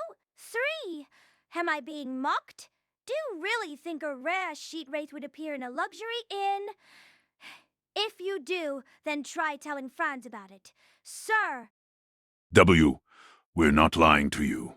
Isn't that so, Thousand Tricks? Not quite. Huh? I felt bad throwing Telm and Ketchachaka under the bus like that, but I couldn't keep this story up. If I tried to convince Franz that was a sheet wraith, then he'd probably wallop me. So I folded my arms and nodded while I thought up a new excuse. The truth is, that was an elemental at my command. As a precaution, I ordered it to look around the town. An elemental? You can use magic, despite your lack of mana, sir. My priority was just moving away from the sheet wraith, so I just said whatever came to mind. Sorry for not being honest about it, but I like to keep it a secret. I'm no magus, but I do have a few oddball spells at my disposal. This should at least be more believable than the sheet wraith. Chris was, according to Citri, very gullible. If that's true, then what sort of elemental was it? A bedsheet elemental? I could tell this wasn't going to work. Of course it wouldn't. There was no such thing as a bedsheet elemental. I knew my status as a level 8 wouldn't work on a noble spirit, so I just accepted defeat. I don't believe for a... See... Chris's shrill voice was cut off by a call from outside the room. That voice belonged to Franz. Chris shut her mouth, showing that she still had the sense to not argue in front of our employer. I was relieved. I felt like I had been saved by divine intervention. Franz looked to be in a very bad mood when he entered my room. So bad that he might cut me down if I started talking about sheet wraiths or elementals. His Imperial Majesty requests your presence. It appears he wants to talk to you. I take it you have no problems with that? Roderick Atolm Zabrudia hardly needs any introduction. He stood at the zenith of the Zabrudian Empire and was the genius behind its prosperity. Zabrudia was ruled by an absolute monarchy, making any singular hunter nothing more than a leaf in the wind before the might of the emperor. As a treasure hunter's level increased, they often found themselves interacting with the nobility. There were even some families like the Rodins, who had long supported the emperor and were granted audiences with the emperor. I, however, was a coward who tried to avoid dealing with the nobility at all costs. When Franz called me, I felt a pain deep in my gut. I had experiences interacting with bigwigs, such as at the Gathering of the White Blade, but I was by no means used to it. I tried to humbly and indirectly turn down Franz's orders, but he glared at me like I was scum. Just come already. What did I even do?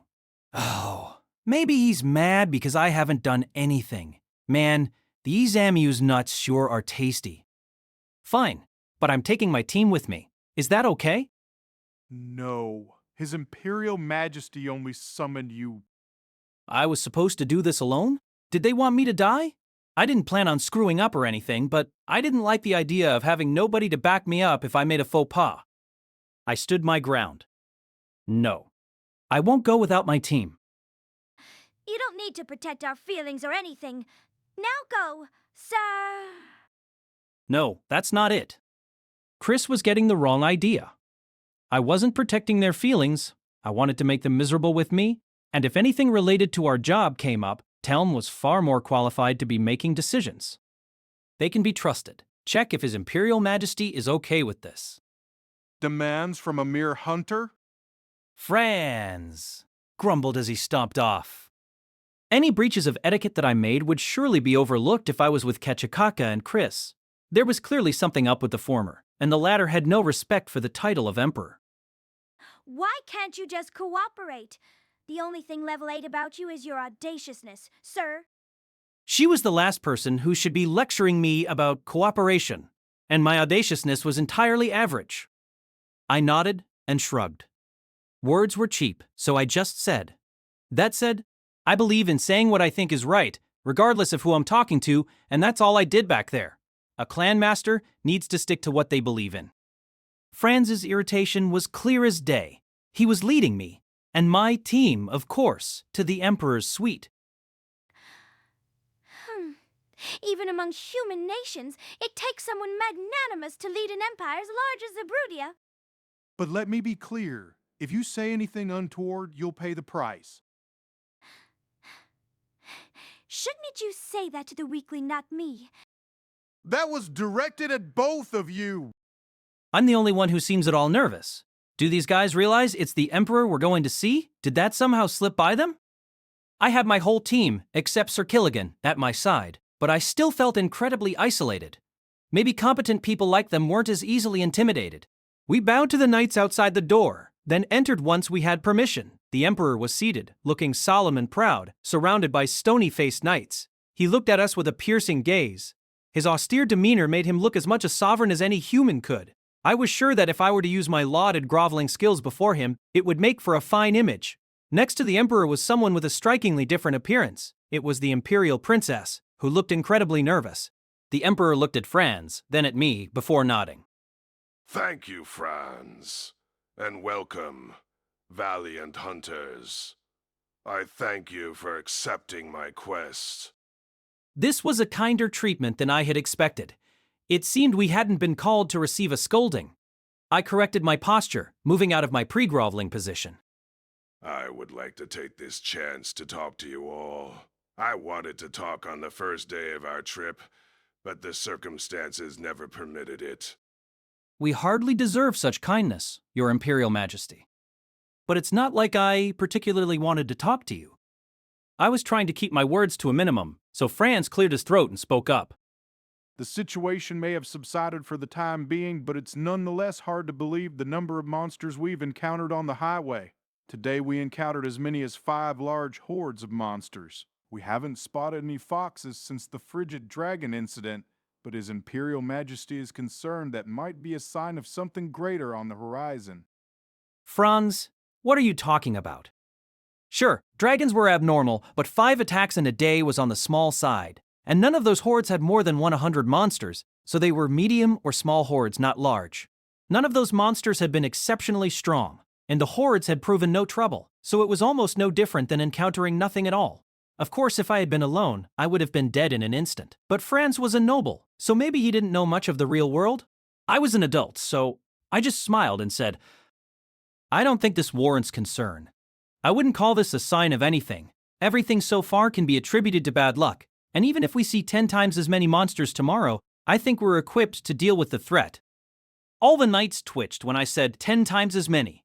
That might have sounded like a lot, but it really wasn't. For a first-rate magus like Telm, 100 monsters was hardly any different than one monster, but I'd die in an instant if I had to fight that many.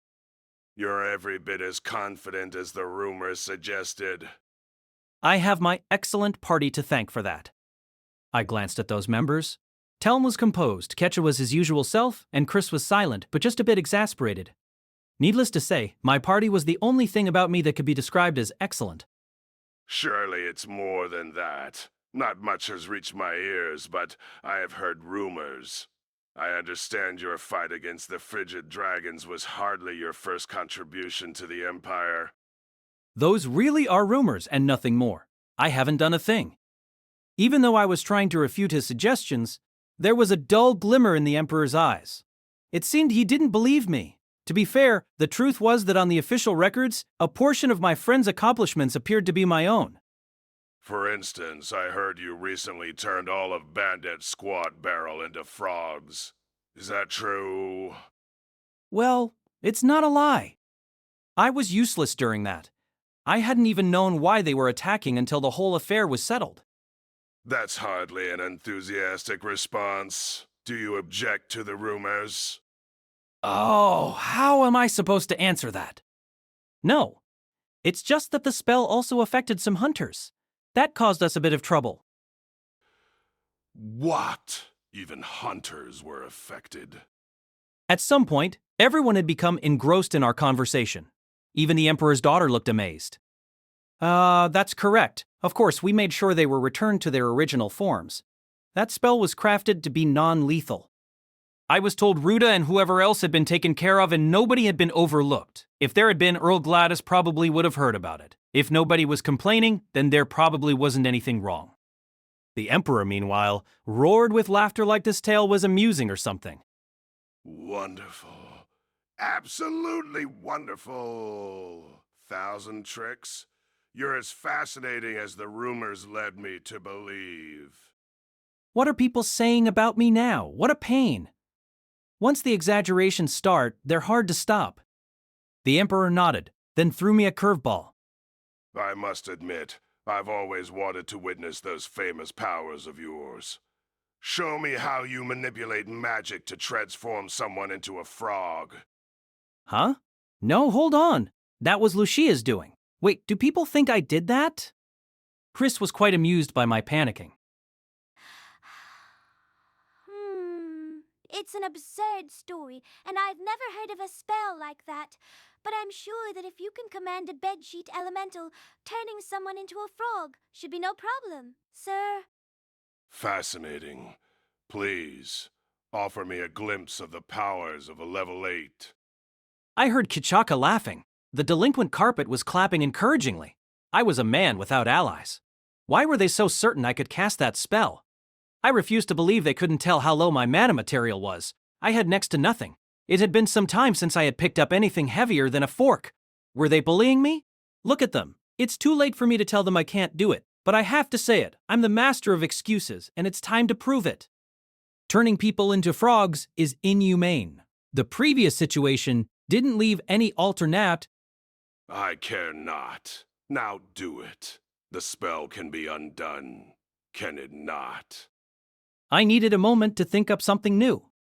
My control over the spell is still lacking. The fact that those hunters were also affected is proof. I care not. Do it. Roderick looked dead serious. Did he genuinely believe I could turn people into frogs? What a joke. But I felt numerous sets of eyes fixated on me, so I braced myself and did what I could. Well, if you insist, the spell only works under ideal circumstances, and even then, its success rate is maybe 10%. My stomach doesn't feel so great, so I'm not sure I'll have any success. Really, I'd say there's a 99% chance of failure. If your stomach hurts, it's probably because of those Amu's nuts you've been inhaling. Now, hurry up and do it, sir. I don't see what else I can do. With this many excuses laid down, nobody can accuse me of being a fraud, so let's just give it a go. My lips twisted into a partial smile and I snapped my fingers just like Lucia would.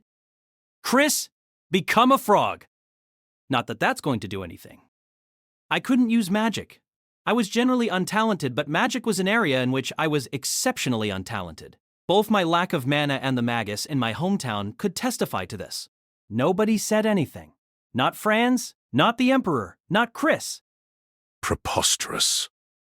1,000 tricks. What have you done? That was the question on my mind. I felt like I was in a nightmare. There was a frog where the Emperor had been sitting. There was a frog where Franz had been standing. There was a chorus of croaking frogs where the Imperial Guard had been standing. The only one unaffected was a screaming woman who I believed to be the Imperial Guard's top magus. I turned around and saw a silver frog where Chris had been standing. She was quivering, but once our eyes met, the small frog hopped onto my leg. I was so confused I went full circle and became calm again. These frogs, they're not the tree frogs from last time. They're bullfrogs. Ooh, we're flying. We're really flying. Of course we are. Sir, this is an airship. Chris, a being whose natural home was deep in the forest, looked at me like I was some sort of hick. I guess life in the Imperial capital had thoroughly urbanized her. Our takeoff had been smooth, and our flight was the quietest airborne experience I had ever had. I found it absolutely incredible that this was something made by human hands. I leaned on my stupidly big staff and looked out the window. By the way, what's that stuff? Sir? It's a relic. Pretty neat, isn't it? Not to mention, it was stylish. I noticed Chris eyeing her own staff. Because their designs came from eras long gone, many relics had odd appearances. That included Round World. Most staves used by Magi were wooden, but this one was made of metal. It was unclear how the gem at the top floated, or why it was floating in the first place. It was mysterious and defied explanation, both of which were very relic-esque qualities. Staves were one of the rarer types of weapon relics, making them uncommon even among high-level hunters. Round World didn't fulfill a staff's usual role of amplifying mana, which meant it was more or less useless as a weapon. Nonetheless, its main function meant it still fetched a high price. This is a good opportunity to explain that Telm's bracelets were relics. Bracelet-type staves, a variety of relic far more expensive than a pure staff-type relic. He was in charge of the best Magi clan in the Imperial capital, so it only made sense that his equipment was a cut above the rest. Why didn't you have that earlier, sir? Because I didn't need it. Chris raised a finely shaped eyebrow as though she had more to say.